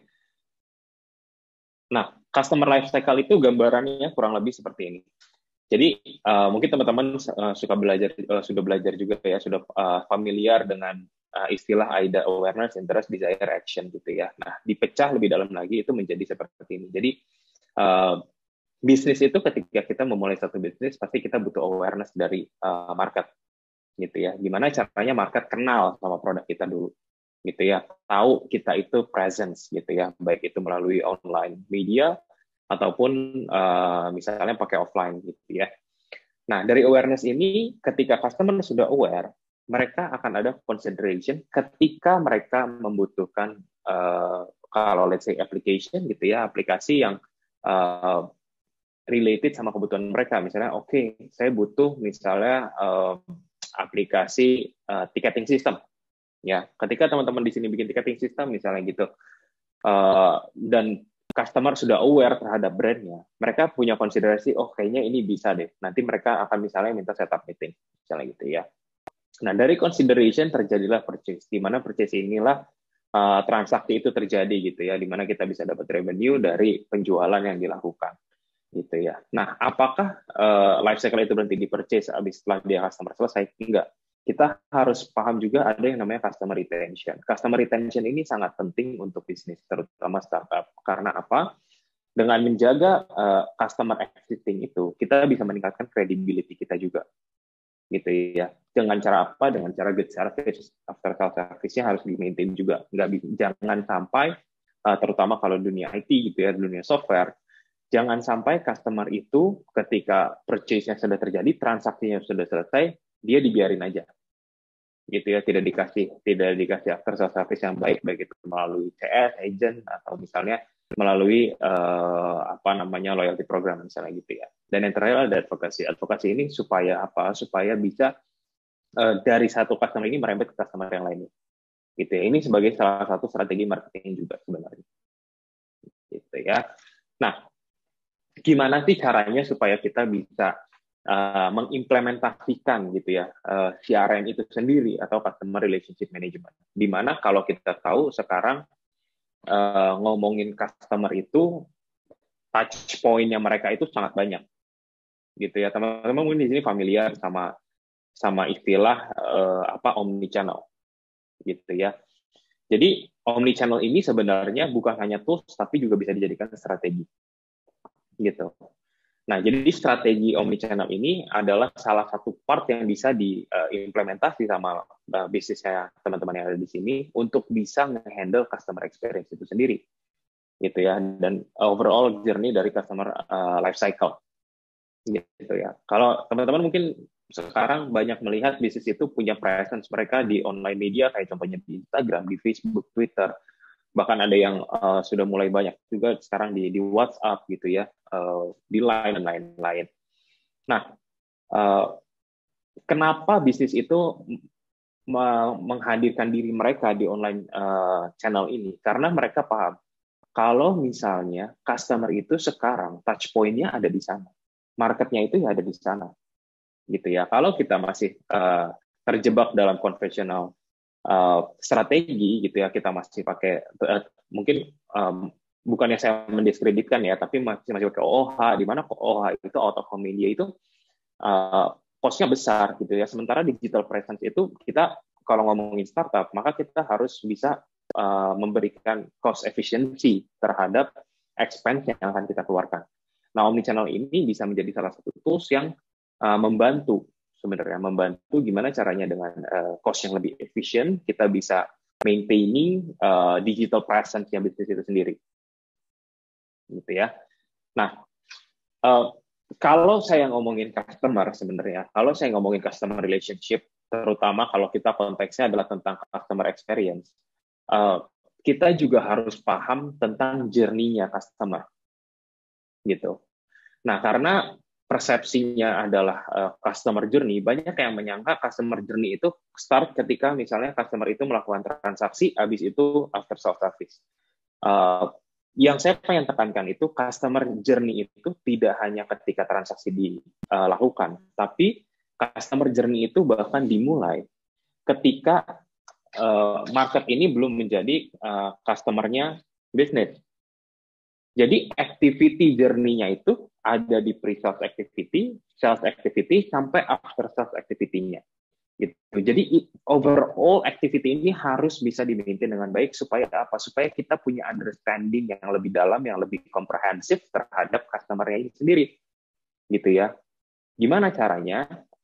Tadi dengan omnichannel strategi itu. Nah, omnichannel ini apa sih sebenarnya? Gimana sih caranya supaya bisa mengimplementasikan omnichannel strategi ini supaya bisa giving better customer relationship management, gitu ya. Terutama konteksnya adalah di online atau digital presence, gitu ya.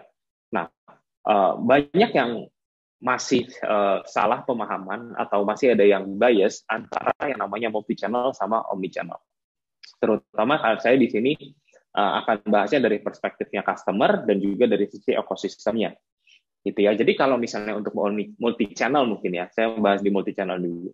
Multi-channel itu strategi yang dilakukan atau ekosistemnya itu untuk mengoptimalisasi masing-masing touch point dari customer-nya. Gitu ya. Tapi perbedaan signifikan dengan omnichannel adalah selain optimalisasi dari touch point itu sendiri, kita put customer itu di center. Gitu. Kenapa customer itu harus di center? Supaya bisnis, baik itu dari divisi manapun, punya understanding yang sama tentang journey-nya, end-to-end customer experience-nya itu seperti apa. Jadi jangan sampai yang memiliki pemahaman itu hanya di sales team. Tapi tim produk misalnya gitu ya, tidak memiliki understanding tentang pain point-nya apa sih sebenarnya. Tim marketing tidak bisa memberikan, misalnya tidak bisa memberikan personalized campaign yang cocok dengan customer profile ini. Gitu. Dengan omnichannel strategi itu, ya kita coba untuk bisa memahami customer journey dan juga customer experience as a whole. Gitu ya, dari divisi manapun di dalam bisnis. Sehingga yang kita lakukan itu tepat pada sasarannya. Gitu ya. Nah, yang kedua adalah kita harus paham tentang customer behavior-nya dulu juga.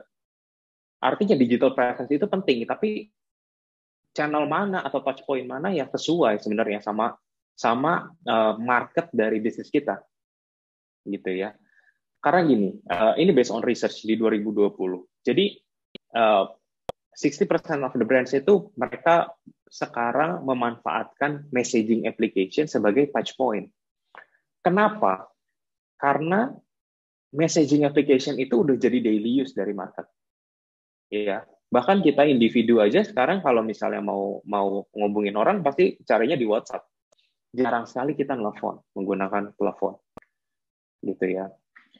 Dan kita juga harus paham kalau behavior-nya customer itu sekarang, kalau apalagi ngomongin digital presence ya, di social media gitu ya, ketika mereka tahu bisnis ini ada di Instagram, ada di Facebook, ada di WhatsApp gitu ya, mereka itu demand quick response. Nah, quick response ini kalau mereka tidak bisa dapatkan, maka mereka akan pindah channelnya. Belum tentu pindah brandnya, tapi pindah channelnya, apalagi kalau konteksnya adalah after sales service. Gitu ya, mereka komplain, misalnya hari ini komplain di Facebook, penanganannya lama, mereka akan cari WhatsApp-nya dulu, gitu ya, atau langsung ke Twitter misalnya gitu, karena kita tahu ya kalau di Twitter itu biasanya SJW-nya kenceng, jadi butuh penanganan yang lebih cepat gitu ya, karena urgency-nya bisa jadi lebih tinggi, gitu ya. Jadi dengan kita paham behavior-nya, kita bisa execute strategi yang sesuai, gitu ya, bukan hanya tentang digital presence-nya, tapi kita harus bisa maintaining digital presence-nya bisnis itu di dalam satu platform supaya apa? Supaya ketika misalnya ada inquiry, ada customer yang engage itu bisa kita maintain dengan baik. Gitu. Nah, key point yang ketiga adalah gimana caranya kita memanfaatkan strategi tersebut di dalam whole customer journey-nya itu atau life cycle-nya itu. Tadi saya udah jelasin tentang proses customer life cycle itu kayak gimana sih gitu ya, dari mulai awareness sampai advocacy. Tapi gimana caranya kita nge-build itu semua, gitu ya. Kalau untuk awareness mungkin teman-teman tahu lah gimana caranya kita awareness itu kita pakai yang namanya misalnya Facebook Ads, Instagram Ads gitu ya. Jadi social media advertising itu juga menjadi salah satu tools yang bisa dimanfaatkan. Apalagi kalau ngomongin tadi digital presence. Yang kedua bisa juga pakai email marketing. Gitu ya, apalagi kalau misalnya kita konteksnya bisnisnya adalah B2B, maka email marketing menjadi salah satu yang favorit, gitu ya. Nah, bisa juga menggunakan WhatsApp marketing. Balik lagi ke tadi, kalau kita understand tentang customer behavior-nya, customer experience journey-nya, kita tahu tools mana yang harus kita gunakan, gitu ya. Nah, ketika kita ngomong tentang consideration, gimana caranya kita kasih informasi yang lebih dalam, yang lebih komprehensif tentang produk atau bisnis yang kita jalani. Supaya dari consideration ini bisa kita convert menjadi purchase. Ya, purchasing itu bisa atau transaksi itu bisa terjadi di mana-mana. Bisa di website gitu ya, bisa di e-commerce, bisa juga yang namanya conversational commerce gitu. Karena conversational commerce ini sendiri menjadi salah satu media sekarang ini yang banyak digunakan sama bisnis. Conversational commerce itu contohnya kayak gimana? Contohnya kayak orang bisa purchase di dalam WhatsApp. Gitu ya, contohnya gitu. Jadi transaksi itu bisa terjadi di mana aja, gitu ya, di mana kita bisa mengoptimalisasikan penggunaan touch point itu tadi, gitu ya. Nah, seperti saya bilang di awal, customer itu tidak boleh berhenti kita maintain sampai transaksi itu selesai, tapi harus setelahnya juga harus kita maintain. Jadi untuk menciptakan customer retention, gimana caranya customer retention yang baik itu kita lakukan? Bisa dengan after sales service yang baik. Gitu ya, after sales service yang baik itu contohnya gimana? Kita bisa kasih quick response ke customer. Ketika mereka punya isu misalnya gitu ya terhadap pengguna aplikasi, atau mereka masih punya pertanyaan-pertanyaan yang kira-kira mereka belum pahami ketika mereka udah on board gitu ya, itu harus kita bisa berikan. Supaya apa? Supaya kita menciptakan kredensial yang baik terhadap bisnis ini di market gitu ya. Nah, terus gimana selain misalnya memberikan after sales service, kita juga bisa kasih loyalty program. Loyalty program itu contohnya kayak gimana? Contohnya membership. Kalau misalnya kita ngomong retail ya, kita bisa kasih membership gitu ya. Jadi contohnya kalau misalnya transaksi sekian nanti di-convert jadi points, points-nya bisa di-redeem menjadi barang ataupun misalnya extension of subscription misalnya gitu ya. Jadi hal-hal inilah yang bisa membantu untuk bisa menciptakan customer retention gitu ya. Dan yang terakhir adalah advokasi melalui sosial media ataupun word of mouth gitu ya. Jadi balik lagi, ketika kita bisa menciptakan dan customer experience yang baik throughout the whole customer journey, maka kita bisa memaintain customer existing ataupun qualified atau calon customer-nya itu sendiri gitu ya. Dengan strategi yang baik, dengan kita paham customer journey, kita paham customer behavior, maka kita bisa execute strategi yang sesuai. Apalagi kalau tadi dijelasin sama Mas Adin juga tentang gimana caranya naikin revenue, nurunin cost, maka saya rasa tadi ya kalau dijelasin tadi ada penjelasan mengenai gimana kalau misalnya kita buka branch di luar kota, maka cost-nya akan naik. Nah, sebenarnya dengan digitalisasi ini kita bisa presence kita itu bisa worldwide. Gitu ya, dengan hanya misalnya punya kantor misalnya di rumah atau di satu kota gitu ya, tanpa perlu buka branch, maka kita bisa presence kita bisa lebih worldwide. Maka itulah optimalisasi dari digital presence kita itu harus di-maintain dengan baik. Gitu. Nah, mungkin sedikit aja tentang Three Dolphins sendiri itu apa. Jadi kalau Three Dolphins itu ya memang kita itu fokusnya tadi di gimana caranya kita optimize eksekusi strategi itu melalui platform dari Three Dolphins. Gitu ya, gimana kita caranya supaya nge-build awareness sampai bikin loyalty program itu menggunakan solusi dari Three Dolphins. Gitu ya. Nah, mungkin itu aja penjelasan singkat dari saya. Mudah-mudahan teman-teman dapat insight yang menarik ya dari apa yang saya presentasikan. Kalau misalnya mau info lebih lanjut, nanti boleh follow LinkedIn-nya kita juga, atau boleh follow LinkedIn-nya saya, nanti kita bisa diskusi lebih lanjut. Thank you. Thank you Davian for the sharing. Nah, tadi kita udah mendengarkan mengenai omni-channel ecosystem ya, dan juga understanding how to understand your customer behavior. Nah, mungkin tanpa berlama-lama lagi kayak waktunya udah mepet juga, mungkin kita bisa langsung masuk ke sesi terakhir dari Debbie mengenai how to manage customer management in Alibaba Cloud. Silahkan Debbie. Dan teman-teman kalau ada pertanyaan langsung di drop aja ya di Q&A. Thank you.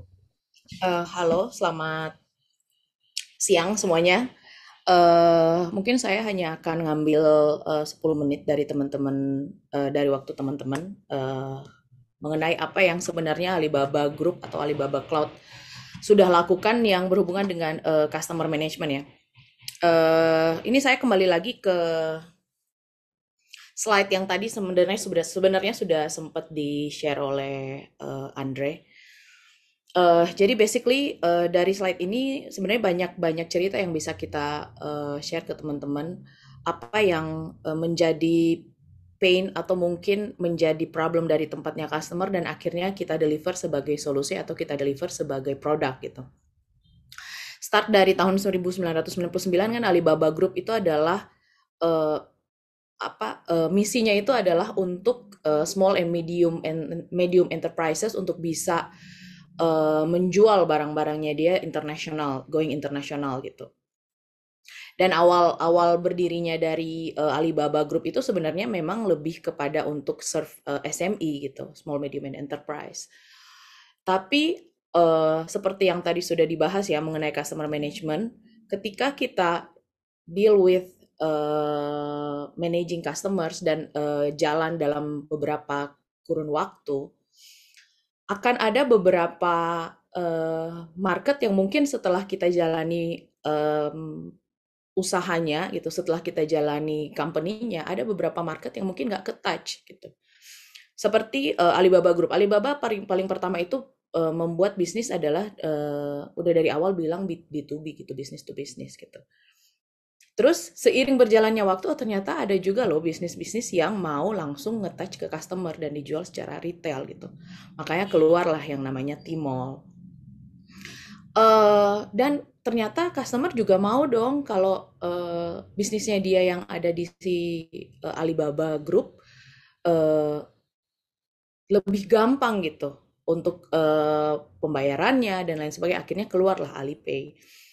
Nah, di luar itu ternyata ada lagi lah market yang lain yang kemudian tidak tertouch dari B2B, dari B2C gitu. Adalah ternyata kepentingan dari customer yang mau menjual barangnya untuk dinikmati oleh customer yang lain. Keluarlah AliExpress atau Taobao gitu. Nah, kalau dilihat dari milestone yang Alibaba punya sekarang, sebenarnya customer management itu sangat penting, mulai dari gimana kita mengakuisisi customer gitu, dari kita tahu value proposition-nya kita apa dan yang bisa dijual ke customer itu apa gitu.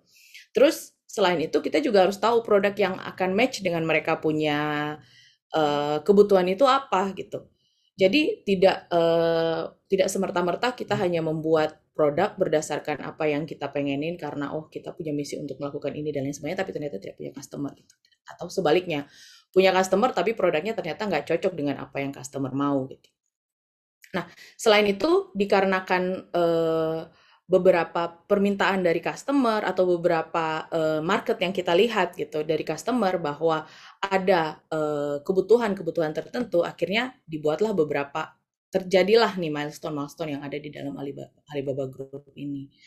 Dan apa peran Alibaba Cloud seperti yang sudah diinformasikan juga oleh Andre, Alibaba Cloud itu menjadi backbone dari semua bisnis yang akhirnya keluar dari kebutuhan-kebutuhan customer gitu.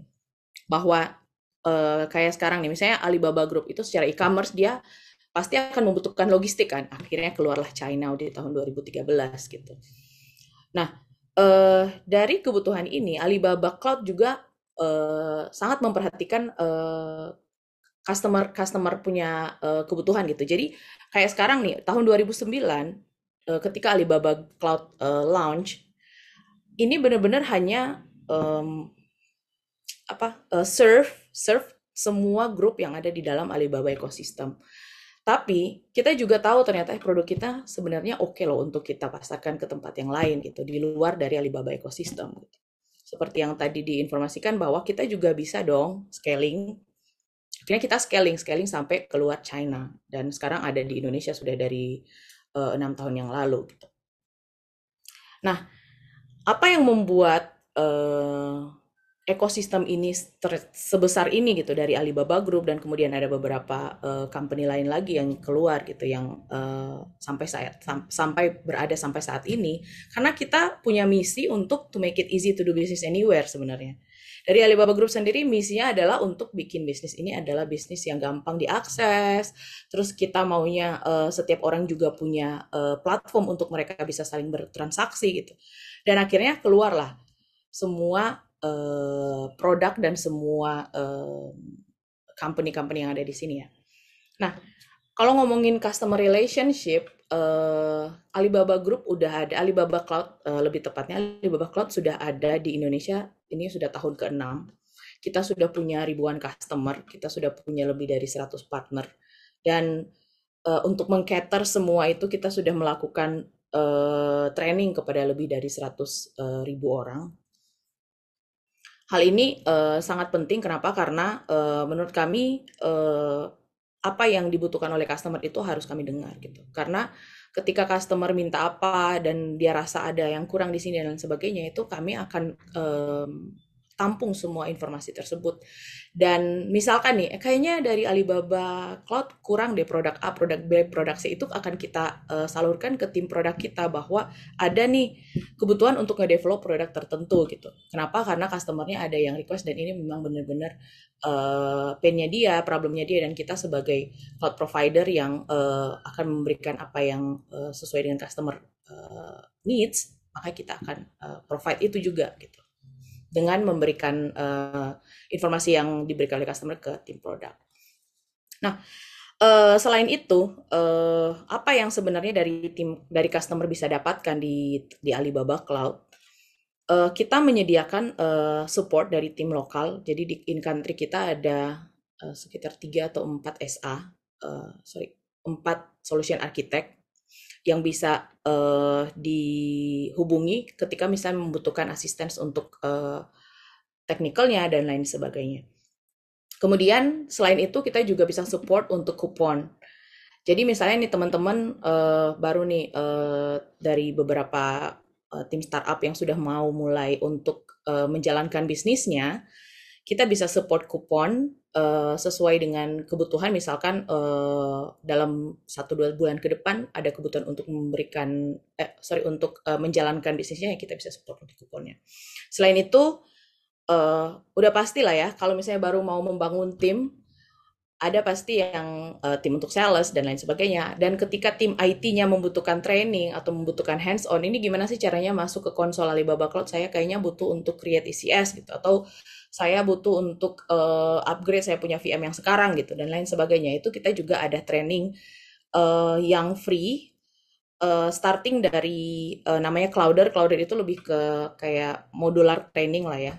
Dan ada yang associate, itu adalah Alibaba Cloud Associate, ACA kita ngomongnya. Kemudian ada yang level professional, namanya ACP, Alibaba Cloud Professional Certification. Dan selain ini juga kita ada beberapa seminar yang sudah dilakukan dan akan dilakukan oleh tim marketing juga untuk menjawab bagaimana Alibaba Cloud bisa membantu teman-teman membangun startupnya. Selain itu, kalau join marketing fund support ini adalah lebih kepada kalau misalnya ada teman-teman yang kita biasanya tuh suka bikin industri event gitu ya. Jadi ketika ada kita dibagi, ada FSI, ada industrinya kan, ada FSI, ada mungkin internet gitu dan lain sebagainya. Ketika kita bikin event untuk FSI, kita biasanya akan mengundang key speaker-nya kita untuk bisa jadi speaker di tempat itu gitu. Dan dengan event ini kita berharap bahwa teman-teman juga bisa mendapatkan insight, bisa mendapatkan beberapa informasi yang mungkin bisa membantu untuk teman-teman bisa develop startup yang sekarang lagi dijalani. Ini Alibaba Cloud ekosistem di tempat kami. Jadi kayak tadi ya dibilang kan omnichannel ya. Jadi kita juga mempunyai misi untuk bisa touch customer kita atau touch partner kita dari segala lini. Misalkan partner kita rencananya saya tuh maunya langsung jadi direct reseller aja gitu. Jadi kayak saya langsung sama Alibaba Cloud, kemudian nanti akan ada customer di bawahnya kita gitu. Itu kita punya partner program namanya direct reseller. Atau misalnya ini saya ISV loh, jadi kayak saya jualan sudah produk jadi gitu, nah maunya dijual kemudian ditaruh on top of Alibaba Cloud. Kita juga punya program seperti itu namanya teknologi partner untuk ISV. Bisa on board juga. Atau misalnya nih, saya kayaknya akan buat startup yang lebih ke services gitu. Jadi kayak saya startup IT yang nanti mau jualannya adalah services kepada partner, kepada customer gitu.